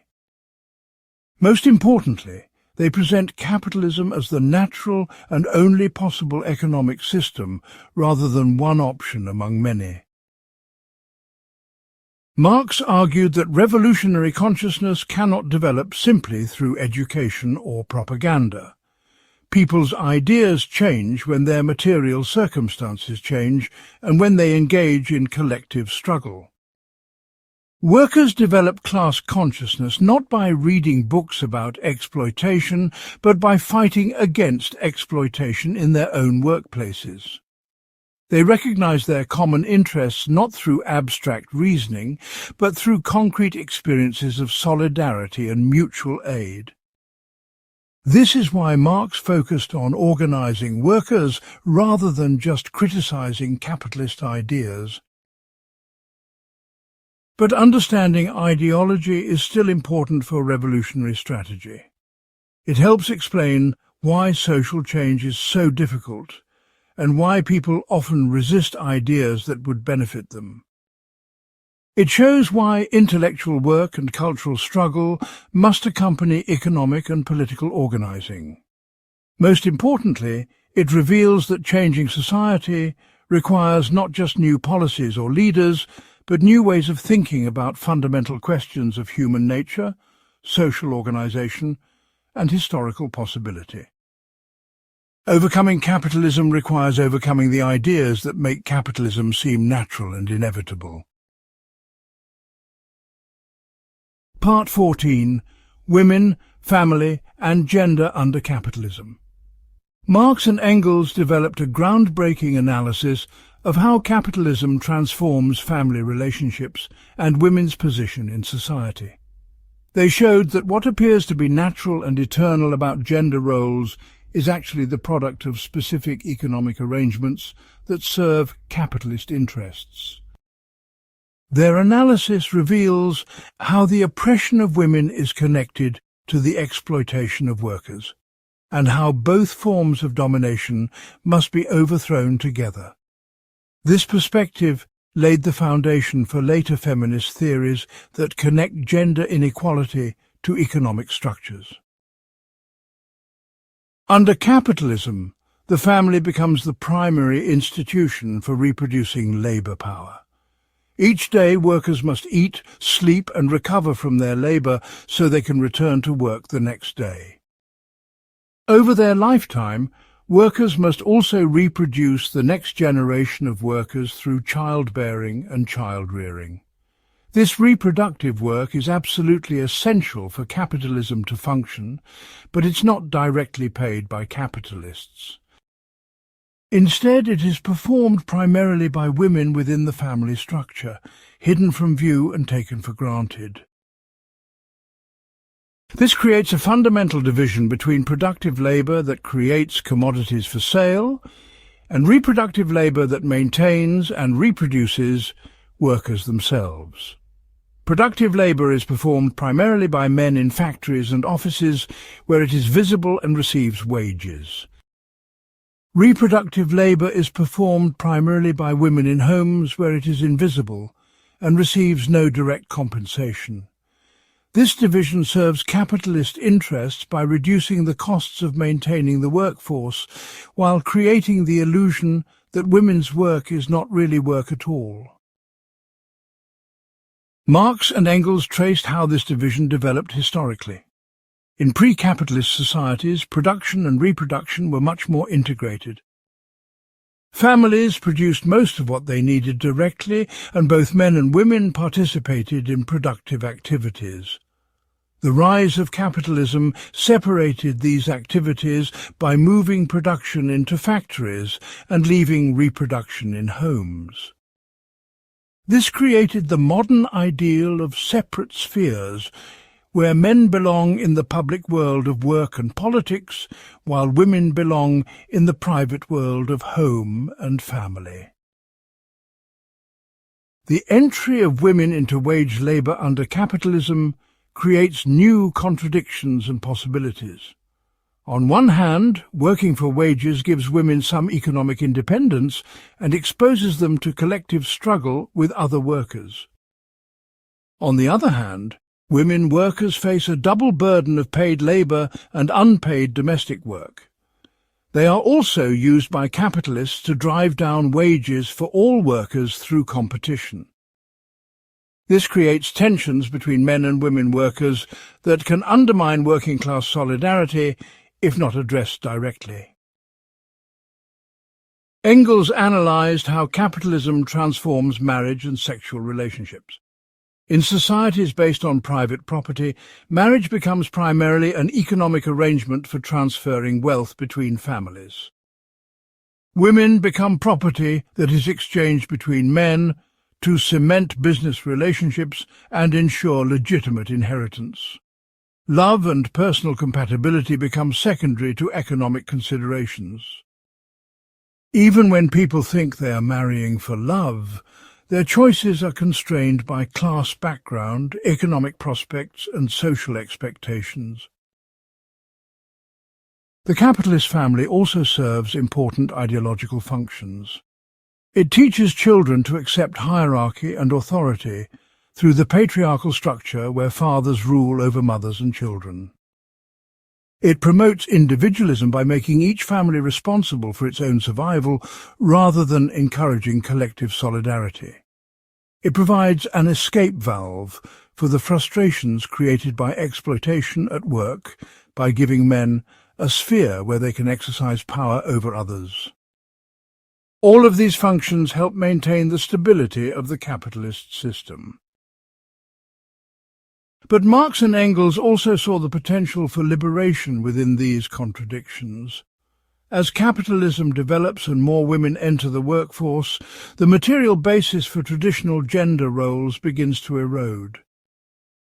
Women gain experience in collective struggle and develop consciousness of their common interests with other workers.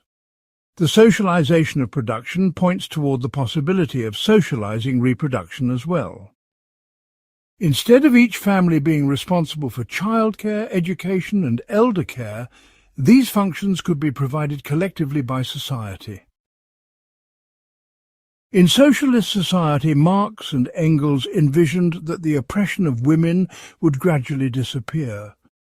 With the elimination of private property, marriage would no longer be an economic transaction, but a free association based on mutual affection. With the socialization of domestic work, women would be free to participate fully in social production and political life.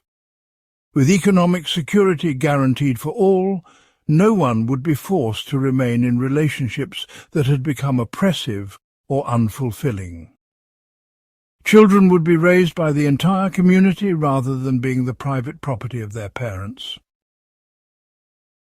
This analysis has been both influential and controversial within later feminist movements. Some feminists have criticized Marx and Engels for focusing too much on economic factors and not enough on the independent dynamics of patriarchal power. Others have argued that they underestimated how deeply gender oppression is embedded in culture and psychology. But many feminists have built on their insights to develop more sophisticated analyses of how capitalism and patriarchy reinforce each other. Contemporary developments have confirmed many of Marx and Engels' predictions, while also revealing new complexities. The entry of women into the paid workforce has indeed challenged traditional gender roles and created new possibilities for equality. But it has also created new forms of exploitation as capitalists take advantage of women's continued responsibility for unpaid domestic work. The persistence of wage gaps, occupational segregation, and workplace discrimination shows that formal equality is not enough to overcome structural oppression. Understanding the connection between capitalism and gender oppression remains crucial for contemporary struggles. It shows why demands for equal pay and reproductive rights are not separate from broader working-class issues, but are central to them. It reveals why women's liberation cannot be achieved simply through individual advancement within the existing system, but requires fundamental social transformation. Most importantly, it demonstrates that the struggle against capitalism and the struggle against patriarchy are ultimately the same struggle for a society based on genuine equality and freedom for all. Part 15. Technology, Automation, and the Future of Work. Marx had a profoundly dialectical understanding of technology under capitalism. He saw technological development as both a force for human liberation and a tool of capitalist exploitation.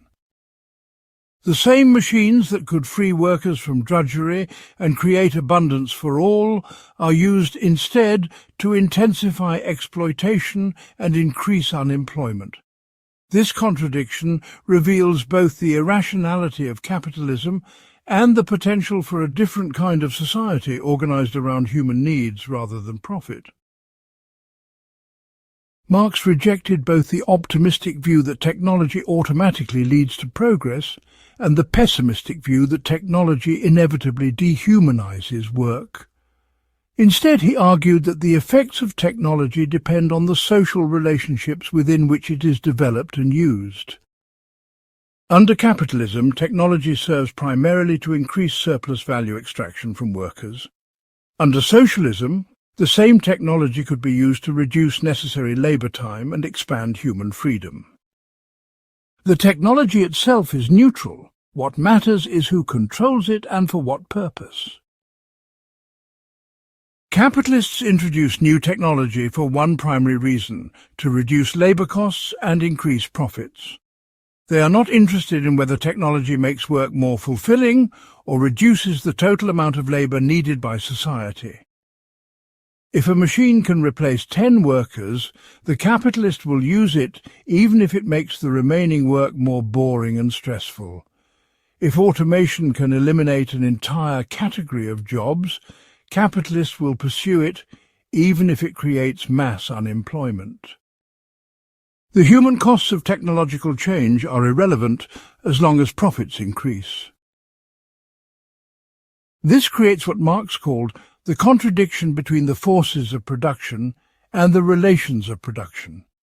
Capitalism develops tremendously powerful productive forces through technological innovation and scientific advancement. But these forces come into conflict with capitalist property relations that limit their use to profitable applications. We have the technology to eliminate hunger, provide universal education, and solve environmental problems. But this technology is not used for these purposes because they are not profitable for private capitalists.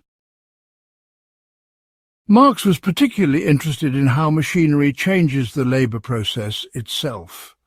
In pre-capitalist craft production, workers controlled their tools and determined their own pace and methods of work. The introduction of machinery under capitalism reverses this relationship, making workers into appendages of machines. Instead of using tools to express their creativity and skill, workers must adapt their movements to the rhythm and requirements of mechanical systems. This represents a profound loss of human autonomy and dignity in the production process. Automation takes this process to its logical extreme. As machines become more sophisticated, they can perform not only manual tasks but also mental tasks that were previously the exclusive domain of human workers. This creates the possibility of a society where most necessary work is performed by machines, freeing human beings to pursue creative and fulfilling activities. But, under capitalism, automation instead creates unemployment and increases the competition among workers for the remaining jobs. What could be a liberation becomes instead a new form of oppression. Marx predicted that capitalism would eventually reach a point where automation made traditional wage labor obsolete. In the Grundrisse, he wrote about the possibility of a society where production would be so highly automated that direct labor time would no longer be the measure of wealth. Instead, wealth would be measured by the development of human capabilities and the rational organization of society. This would require a complete transformation of economic relationships from a system based on labour time to one based on human need and potential. This analysis has proven remarkably prescient in the age of digital technology and artificial intelligence. We are witnessing the automation of not only manufacturing jobs, but also service jobs and even some professional occupations. Self-driving vehicles threaten to eliminate millions of transportation jobs. Computer algorithms can now perform tasks in finance, medicine and law that were previously done by highly educated professionals. Yet instead of creating leisure and abundance for all, this technological revolution is creating anxiety and insecurity for most workers. The response of capitalist societies to technological unemployment has been to create what Marx might have called artificial scarcity. Instead of allowing people to work less and enjoy more leisure, the system forces them to compete for an ever-shrinking pool of jobs. New forms of work are created that serve no useful social purpose but exist only to provide employment and maintain the fiction that everyone must work to deserve a living. Much contemporary work involves marketing useless products, managing artificial financial complexity, or providing services that would be unnecessary in a rationally organized society. Marx's analysis suggests that this situation cannot continue indefinitely. As automation eliminates more jobs and makes traditional wage labour increasingly obsolete, the contradictions of capitalism will become more severe.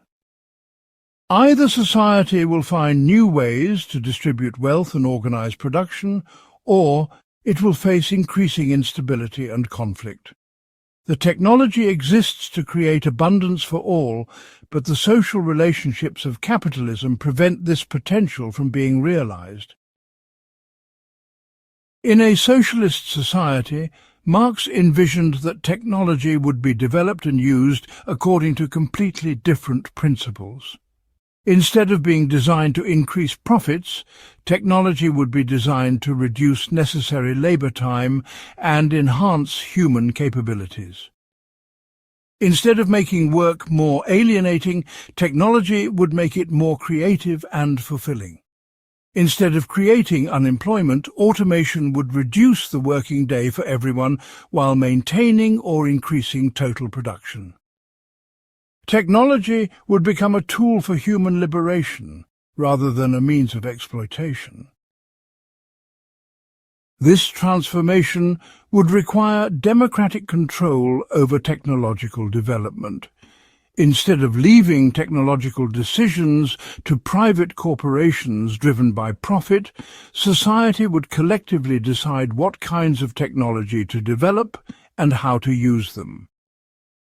Workers would participate in designing the machines and systems they use, rather than being forced to adapt to technologies imposed by others. The pace and direction of technological change would be determined by human needs and values rather than market forces. This would create the possibility of a truly rational and humane relationship between human beings and their technological capabilities. Part 16. International Solidarity and Imperialism, the Global Struggle. Marx understood from the beginning that capitalism was an inherently global system that would create both international exploitation and international resistance. His famous call for workers of all countries to unite was not just a moral appeal, but a practical recognition that capitalism's global nature required a global response. Marx's analysis of imperialism and international solidarity provides crucial insights for understanding contemporary struggles against global capitalism. It shows how the exploitation of workers in different countries is connected and why local struggles must be part of a broader international movement. Capitalism's drive for profit forces it to constantly expand beyond national boundaries. When markets become saturated in one country, capitalists must find new markets elsewhere.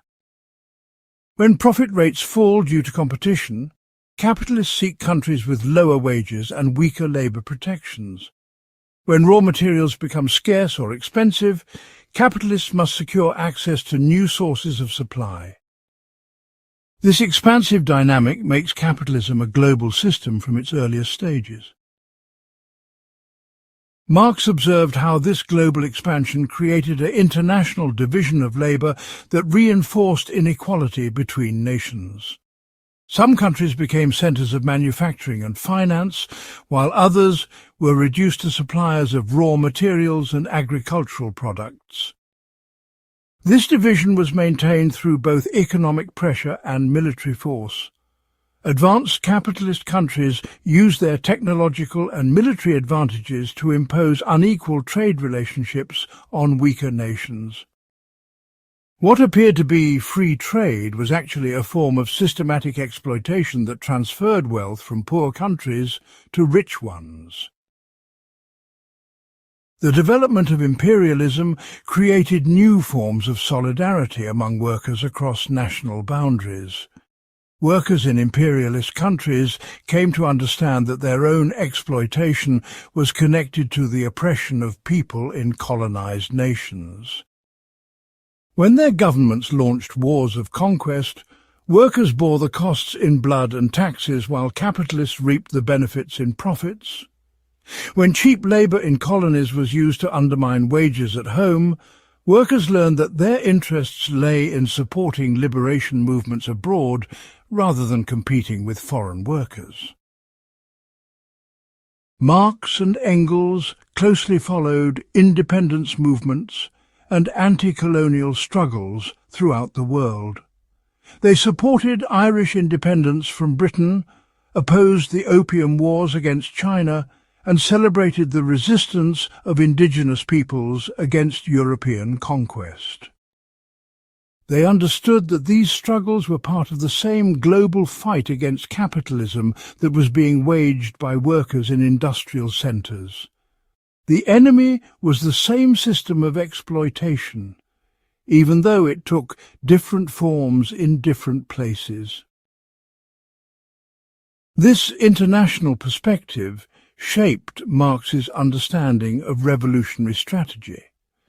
He recognized that socialism could not be built in one country alone, especially not in an advanced capitalist country, surrounded by hostile imperialist powers. The international character of capitalism required an international response. Workers' movements in different countries needed to coordinate their struggles and support each other's efforts. A victory for workers in one country would inspire and assist workers everywhere else.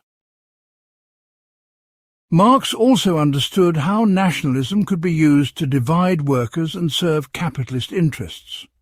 Ruling classes promote patriotism and national loyalty to convince workers that they have more in common with their domestic exploiters than with workers in other countries. They use racism and xenophobia to prevent workers from recognizing their common interests across ethnic and national lines. They manipulate cultural differences to make international solidarity seem impossible or undesirable. All of these tactics serve to weaken working-class resistance and maintain capitalist control. But Marx also recognized that nationalism could sometimes play a progressive role in anti-imperialist struggles. When oppressed nations fight for independence from imperial domination, they are fighting against capitalism's global expansion. National liberation movements can weaken imperialism and create space for socialist development. The key is to distinguish between the nationalism of oppressed nations, which can be progressive, and the nationalism of oppressor nations, which always serves reactionary purposes. Marx's international perspective remains crucial for understanding contemporary global capitalism. Multinational corporations now organize production on a global scale, moving jobs to wherever wages are lowest and regulations are weakest. International financial institutions impose austerity policies that benefit wealthy investors at the expense of working people around the world. Trade agreements are designed to protect corporate profits rather than workers' rights or environmental standards. Military interventions are launched to secure access to resources and markets rather than to promote democracy or human rights. These developments have also created new opportunities for international solidarity. Modern communications technology allows workers in different countries to coordinate their struggles and share information about corporate behavior. Global production chains create new vulnerabilities that can be exploited through international labor organizing. Environmental and social movements naturally develop international connections as they confront problems that cross national boundaries. The global nature of contemporary capitalism makes international solidarity both more necessary and more possible than ever before. Marx's analysis also helps explain why local struggles must be understood in their global context. A strike in one country affects working conditions in other countries where the same corporation operates. Environmental destruction in one region contributes to climate change that affects people everywhere. Financial crises that begin in one country quickly spread throughout the global economy. Immigration and refugee movements result from economic policies and military interventions that often originate in distant countries. Understanding these connections is essential for developing effective strategies for social change. It shows why workers cannot protect themselves simply by building strong movements in their own countries. It reveals why environmental and social justice movements must think globally, even when they act locally. Most importantly, it demonstrates that the vision of international solidarity that Marx articulated remains as relevant today as it was in the 19th century. The struggle for human liberation is necessarily a global struggle that requires cooperation across all the artificial boundaries that divide us. Part 17. Education and Human Development in Capitalist Society. Marx's critique of education under capitalism reveals how the system shapes human consciousness from an early age to serve the needs of capital rather than human development. Schools appear to be neutral institutions, dedicated to helping young people develop their potential. But Marx showed that capitalist education actually functions to reproduce class divisions and prepare workers to accept their subordinate position in the economic hierarchy. Understanding this critique is essential for anyone who wants to create truly liberating forms of education. Under capitalism, education serves primarily to create the kind of workers that the system needs. For the majority of students, this means learning to follow orders, accept hierarchy, and compete against their peers for limited rewards. Schools are organized like factories, with students moving through standardized curricula according to rigid schedules. They learn to respond to external authority rather than developing their own critical thinking abilities. They internalize the values of punctuality, obedience, and individual achievement that make them suitable for wage labor. The curriculum itself reflects and reinforces capitalist ideology. History is taught as a series of great men and inevitable progress rather than as a struggle between different social classes. Economics is presented as a neutral science rather than a system of power relationships. Literature and arts are separated from their social context and reduced to objects of individual consumption. Science and technology are portrayed as neutral tools rather than as developments that serve particular interests. Students learn facts and skills, but not how to question the fundamental assumptions of the society they live in. The competitive structure of schooling teaches students to see their classmates as rivals rather than potential collaborators. Grades, rankings, and standardized tests pit students against each other in a zero-sum competition, where some must fail for others to succeed. This prepares them for the labour market, where workers compete against each other for jobs. It also prevents them from developing the solidarity and cooperation that would be necessary to challenge the capitalist system. Individual achievement becomes more important than collective well-being. The class nature of education becomes even more apparent when we look at how different types of students are tracked into different educational paths. Working-class students are steered toward vocational training that prepares them for manual labour. Middle-class students receive academic education that prepares them for professional and managerial positions. Upper-class students attend elite institutions that train them to become leaders and decision-makers. These different tracks are justified as reflecting natural differences in ability, but they actually reflect and reproduce existing class divisions. The expansion of education under capitalism creates new contradictions and possibilities. As production becomes more complex, capitalism requires more educated workers who can handle sophisticated technology and adapt to changing conditions. But educated workers are also more likely to question authority and demand better treatment. Higher education exposes students to critical ideas that can challenge capitalist ideology. The same system that needs educated workers also creates the potential for those workers to become conscious opponents of the system.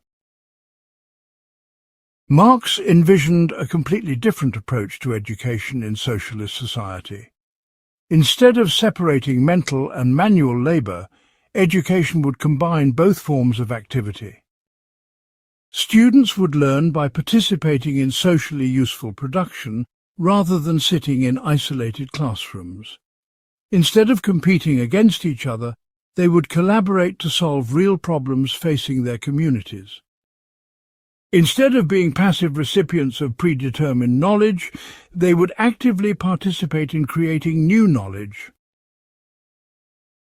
This approach would break down the artificial barriers between education and life that characterize capitalist schooling. Learning would not be confined to a specific period of childhood and youth, but would continue throughout life as people developed new interests and capabilities.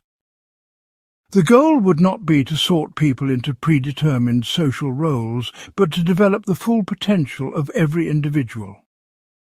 Education would serve human development rather than economic exploitation. Marx also emphasized the importance of what he called polytechnical education. Instead of training people for narrow specializations, education would develop their ability to work in many different areas. This would prevent the extreme division of labour that alienates workers and limits their human development. People would be able to change their activities according to their interests and society's needs, rather than being trapped in one occupation for their entire lives. This flexibility would also make the economy more efficient and responsive to changing conditions. Contemporary developments in education reflect many of the contradictions that Marx identified. On one hand, the expansion of higher education has created a more critical and questioning population. Students are exposed to diverse ideas and learn to analyze complex problems. On the other hand, the increasing costs of education and pressure to find employment force students to focus on marketable skills rather than critical thinking. Education becomes a commodity to be purchased rather than a right to be enjoyed. The rise of student debt creates new forms of control that Marx could not have anticipated. Students who graduate with large debts are forced to prioritize high-paying jobs over meaningful work or social activism. They become more conservative in their political views because they need stable employment to pay off their loans. The promise of social mobility through education becomes a trap that forces people to support the very system that exploits them. Understanding Marx's critique of education helps reveal why school reform efforts often fail to achieve their stated goals. As long as education serves the needs of capitalism, it will continue to reproduce inequality and alienation regardless of particular pedagogical techniques. Real educational liberation requires fundamental changes in the economic system that schools serve. Only when production is organized around human need rather than profit can education be organized around human development rather than economic exploitation. The struggle for democratic education is ultimately part of the larger struggle for a democratic society. Part 18. Art, Culture and Creativity under Capitalism. Marx understood that capitalism's impact on human life extends far beyond the workplace to affect all forms of creative expression and cultural activity. Art, literature, music and other cultural forms both reflect and shape the social relationships of their time. Under capitalism, creative activity becomes subject to the same market forces that dominate other areas of life.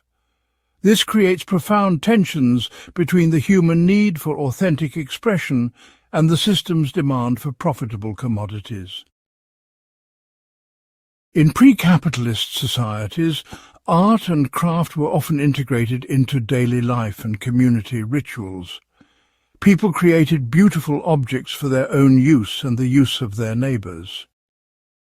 Artistic activity expressed shared values and collective experiences rather than individual genius. The separation between artist and audience, creator and consumer was much less pronounced than it becomes under capitalism.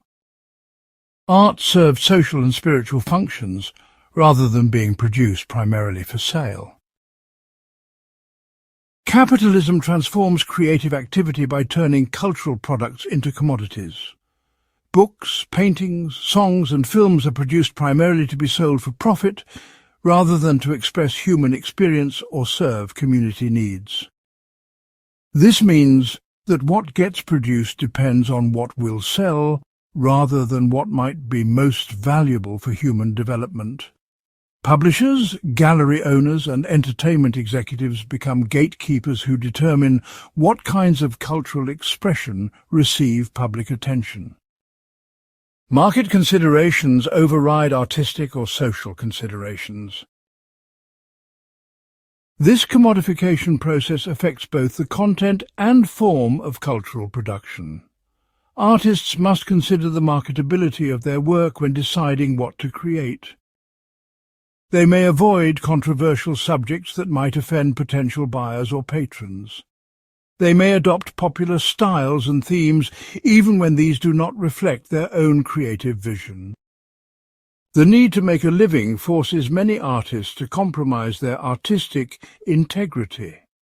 Those who refuse to compromise may find themselves unable to reach an audience or support themselves through their work.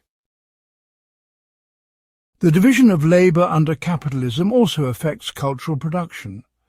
Just as industrial production is broken down into specialised tasks, cultural production becomes divided between different types of specialists. Writers, musicians, visual artists and performers develop in isolation from each other rather than as parts of an integrated cultural community. Within each field, further specialization occurs as people focus on narrow genres or techniques. This fragmentation limits the development of more comprehensive forms of cultural expression. Copyright and intellectual property laws create additional barriers to creative development. Ideas, images and artistic techniques become private property that can be bought and sold. This prevents the free exchange and development of cultural knowledge that would naturally occur in a collaborative environment. Artists must worry about lawsuits when they build on the work of others, even though all cultural creation is inherently collaborative. The artificial scarcity created by intellectual property law serves the interests of corporate owners rather than creative communities. Mass media and entertainment industries represent the full industrialization of cultural production. Movies, television shows, popular music, and video games are produced using factory-like methods with strict division of labor and standardized products. Creative decisions are made by executives based on market research rather than by artists based on their vision. Content is designed to appeal to the largest possible audience, which often means avoiding challenging or controversial ideas. The result is a mass culture that reinforces dominant ideologies while discouraging critical thinking. But capitalism also creates contradictions that open up possibilities for resistant and liberating forms of cultural expression. The same technologies that enable mass production of standardized content also make it possible for individuals and small groups to create and distribute their own work. The global market brings together diverse cultural traditions that can inspire new forms of hybrid expression. The commodification of culture creates its own alienation that artists can critique and oppose through their work. Some of the most powerful art under capitalism has emerged from the struggle against capitalist values and relationships. Marx believed that socialist society would unleash enormous creative potential that capitalism suppresses. When people no longer had to worry about earning money through their creative work, they would be free to explore their authentic interests and visions. When the division between mental and manual labor was overcome, more people would have access to the education and resources needed for cultural creation. When class divisions were eliminated, culture would no longer serve to justify inequality, but could focus on celebrating human diversity and possibility. In communist society, Marx envisioned that the distinction between artists and audience would largely disappear. Everyone would have the opportunity to develop their creative capacities rather than being divided into producers and consumers. Cultural activity would be integrated into daily life rather than being confined to specialized institutions. The artificial scarcity created by private property would be replaced by abundance and free sharing of cultural resources. Technology would be used to democratize cultural production rather than to concentrate control in the hands of corporate owners. This vision might seem utopian, but contemporary developments suggest its possibility. Digital technology has already begun to democratize cultural production by giving individuals access to tools that were previously available only to large organizations. Social media platforms allow artists to reach audiences directly without going through traditional gatekeepers. Open source movements demonstrate how collaborative production can create high-quality cultural products without relying on profit motives. These developments point toward the possibility of a truly democratic and participatory culture. Understanding Marx's analysis of culture helps explain why so much contemporary art and entertainment feels shallow or unsatisfying. It is not because people have bad taste or artists lack talent, but because the structural conditions of capitalism prevent the full development of human creative potential. Creating authentic culture requires not just individual freedom, but social transformation. The struggle for cultural liberation is part of the broader struggle for human liberation from all forms of alienation and exploitation. Only in a society organized around human need rather than profit can culture truly serve its highest purpose of helping people understand themselves and their world. Part 19. Marx's Scientific Method, Understanding Society like Nature. Marx's approach to studying society was revolutionary not just in its conclusions but in its methodology. He developed a scientific approach to understanding social relationships that was as rigorous as the methods used to study the natural world. This scientific socialism distinguished Marx's work from earlier socialist thinkers who based their ideas on moral appeals or utopian visions. Marx wanted to understand the actual laws of social development so that human beings could consciously direct their own history. Marx's scientific method was based on the principle that society, like nature, operates according to discoverable laws. These are not eternal laws imposed by God or nature, but historical laws that emerge from human activity under specific conditions. Just as natural scientists study the underlying forces that create observable phenomena, Marx studied the underlying social relationships that create economic and political events. His goal was to penetrate beneath surface appearances to reveal the essential structures that shape social life. This approach required Marx to develop new concepts and categories that could capture the dynamic nature of social relationships. Traditional economic thinking treated concepts like value, profit and rent as eternal features of human society. Marx showed that these categories only make sense within specific historical contexts. Value, for example, only exists in societies where production is organized around commodity exchange. Profit only exists where some people own means of production and others must sell their labor power. Understanding these concepts historically reveals both their temporary nature and their internal contradictions. Marx's method also emphasized the importance of contradiction and change. Unlike mechanical thinking that assumes systems tend toward equilibrium, dialectical thinking looks for the tensions and conflicts that drive transformation. Every social formation contains within itself opposing forces that create the potential for change. The task of scientific analysis is to identify these contradictions and trace their development over time.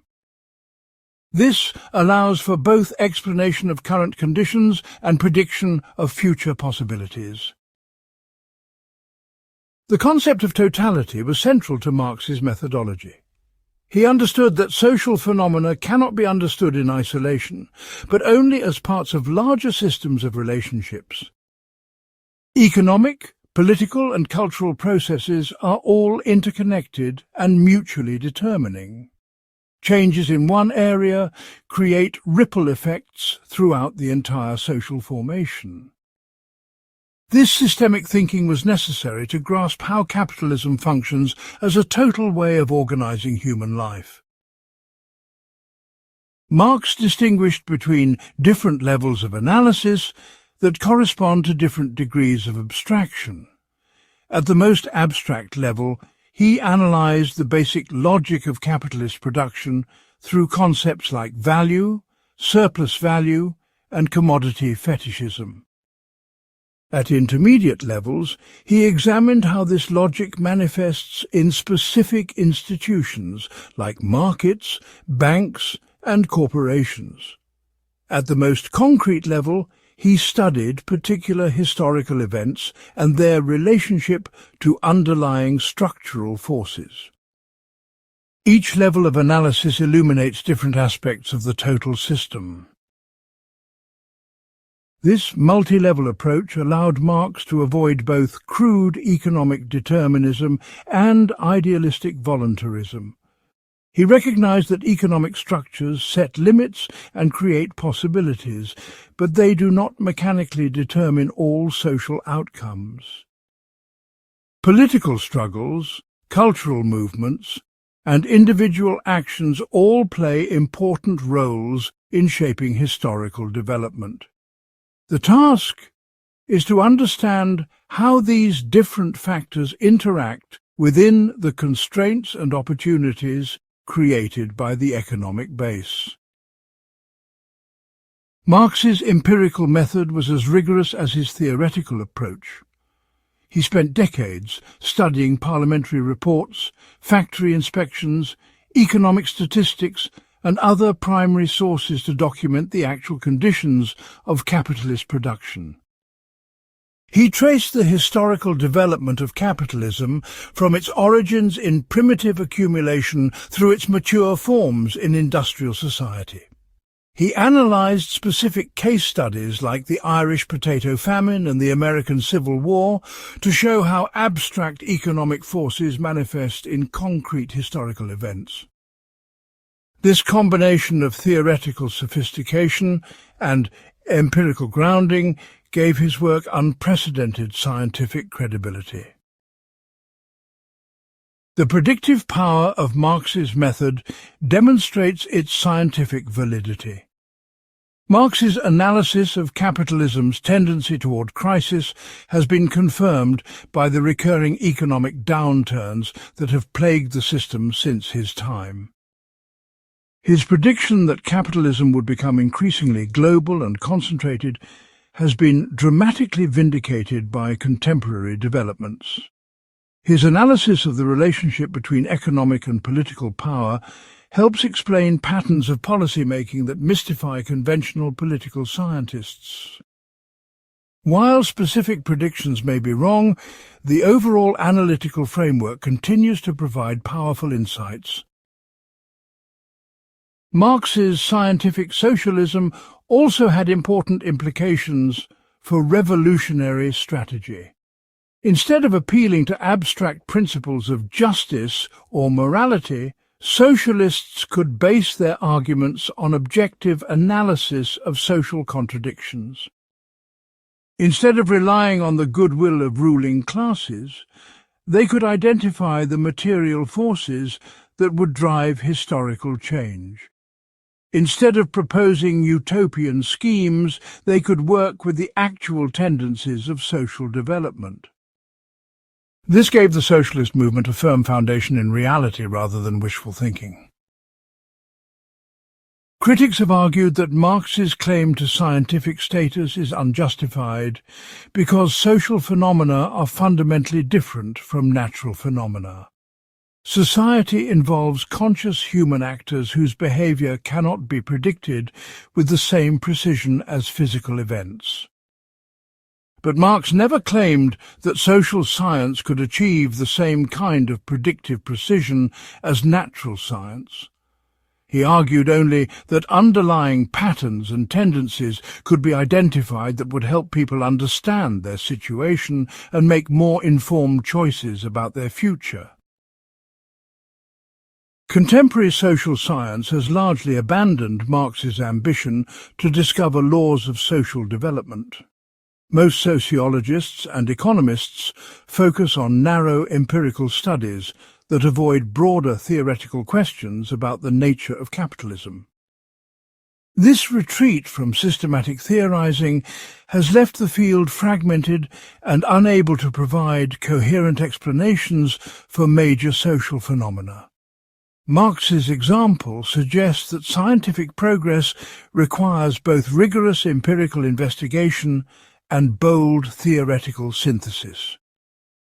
The goal should not be to imitate natural science mechanically, but to develop methods appropriate to the specific character of social reality.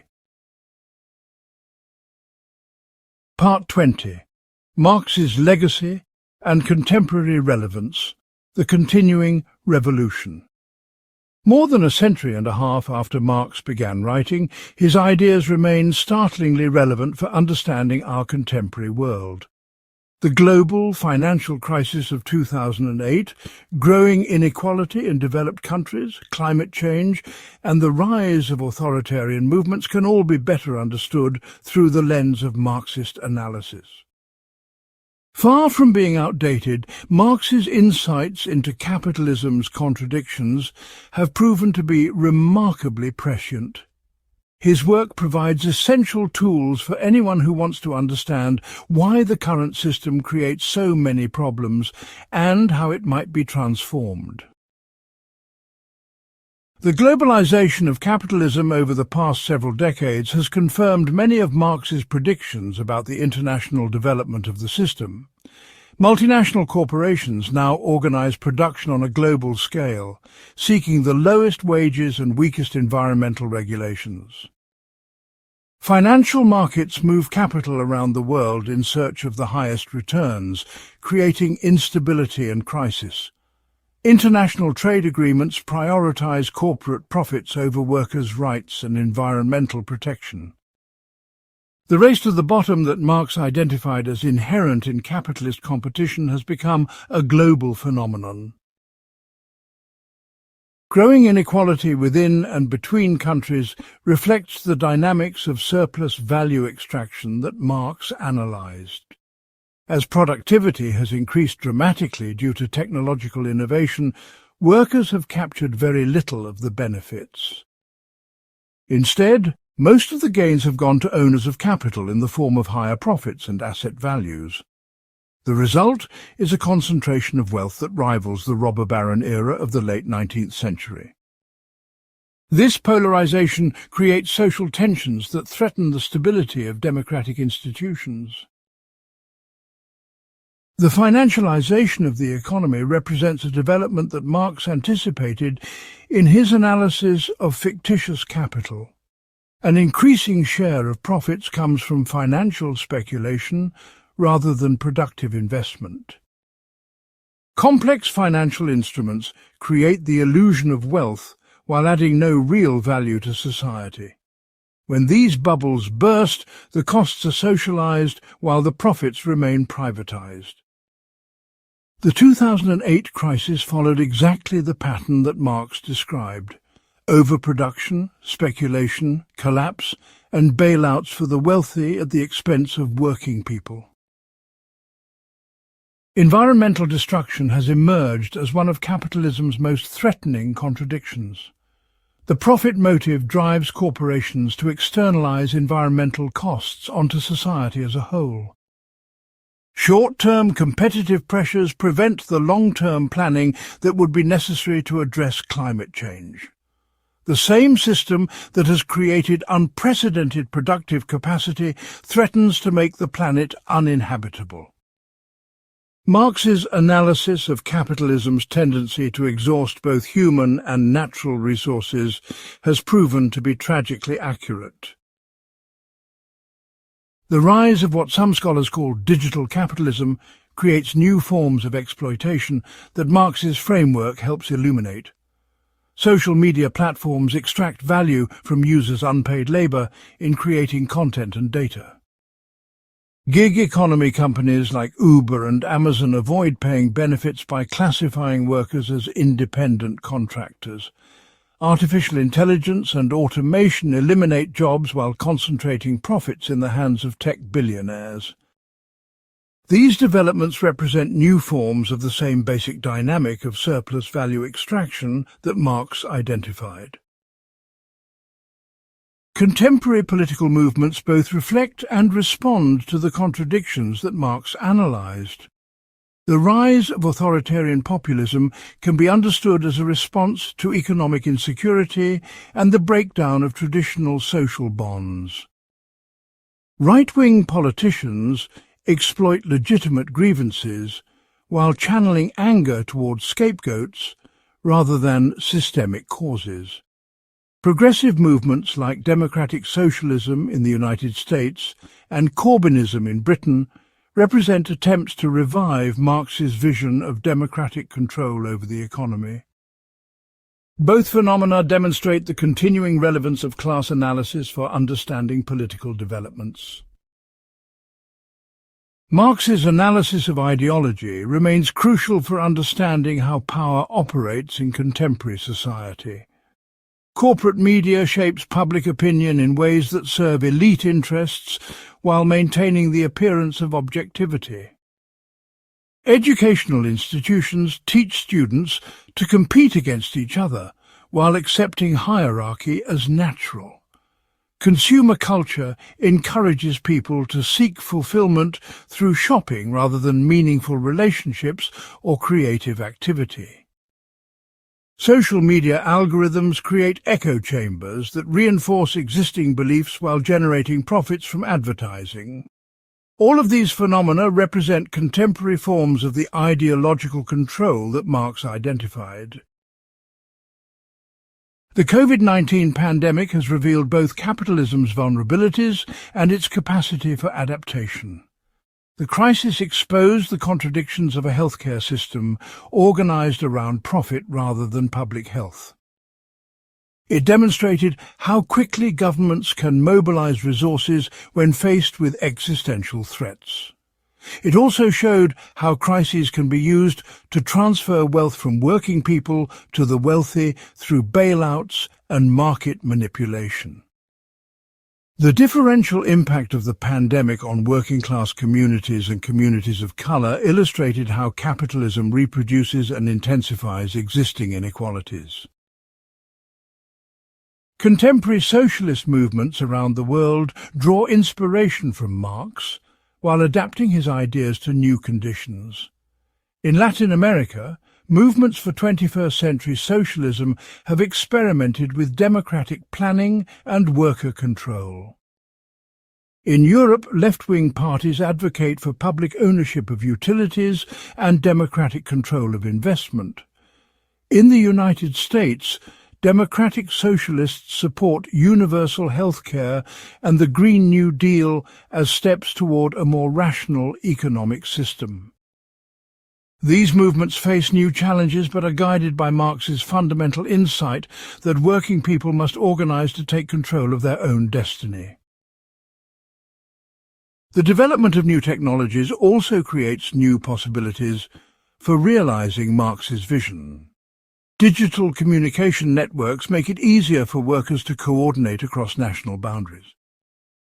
Advanced manufacturing techniques like three-dimensional printing could enable more decentralized and democratic forms of production. Renewable energy technologies make it possible to imagine abundance without environmental destruction. Artificial intelligence could eliminate most routine work, creating the possibility for people to engage in more creative and fulfilling activities. Whether these technologies serve human liberation or intensify exploitation depends on who controls them and for what purpose. Marx's greatest contribution may be his demonstration that capitalism is not eternal or natural, but historical and changeable. At a time when many people accept the current system as the only possible one, Marx's work reminds us that human beings have the power to consciously shape their social relationships. The same creative capacity that built capitalism can be used to build something better. The choice is not between capitalism and chaos, but between capitalism and democracy. Marx's vision of a society organized around human need, rather than private profit, remains as compelling today as it was when he first articulated it. The question is not whether his ideas are relevant, but whether we have the courage and imagination to act on them. The revolution that Marx envisioned is not a single event, but an ongoing process of human liberation that continues to unfold. Each generation must discover for itself how to apply his insights to their particular circumstances. The specific forms that socialism will take in the 21st century cannot be predetermined, but must emerge from the creative struggles of working people around the world. Marx provided the analytical tools and revolutionary vision, but we must do the work of building a better world. His legacy lives on in every struggle for justice, equality, and human dignity. The final word belongs not to Marx himself, but to the millions of people who continue to fight for the world he helped them imagine.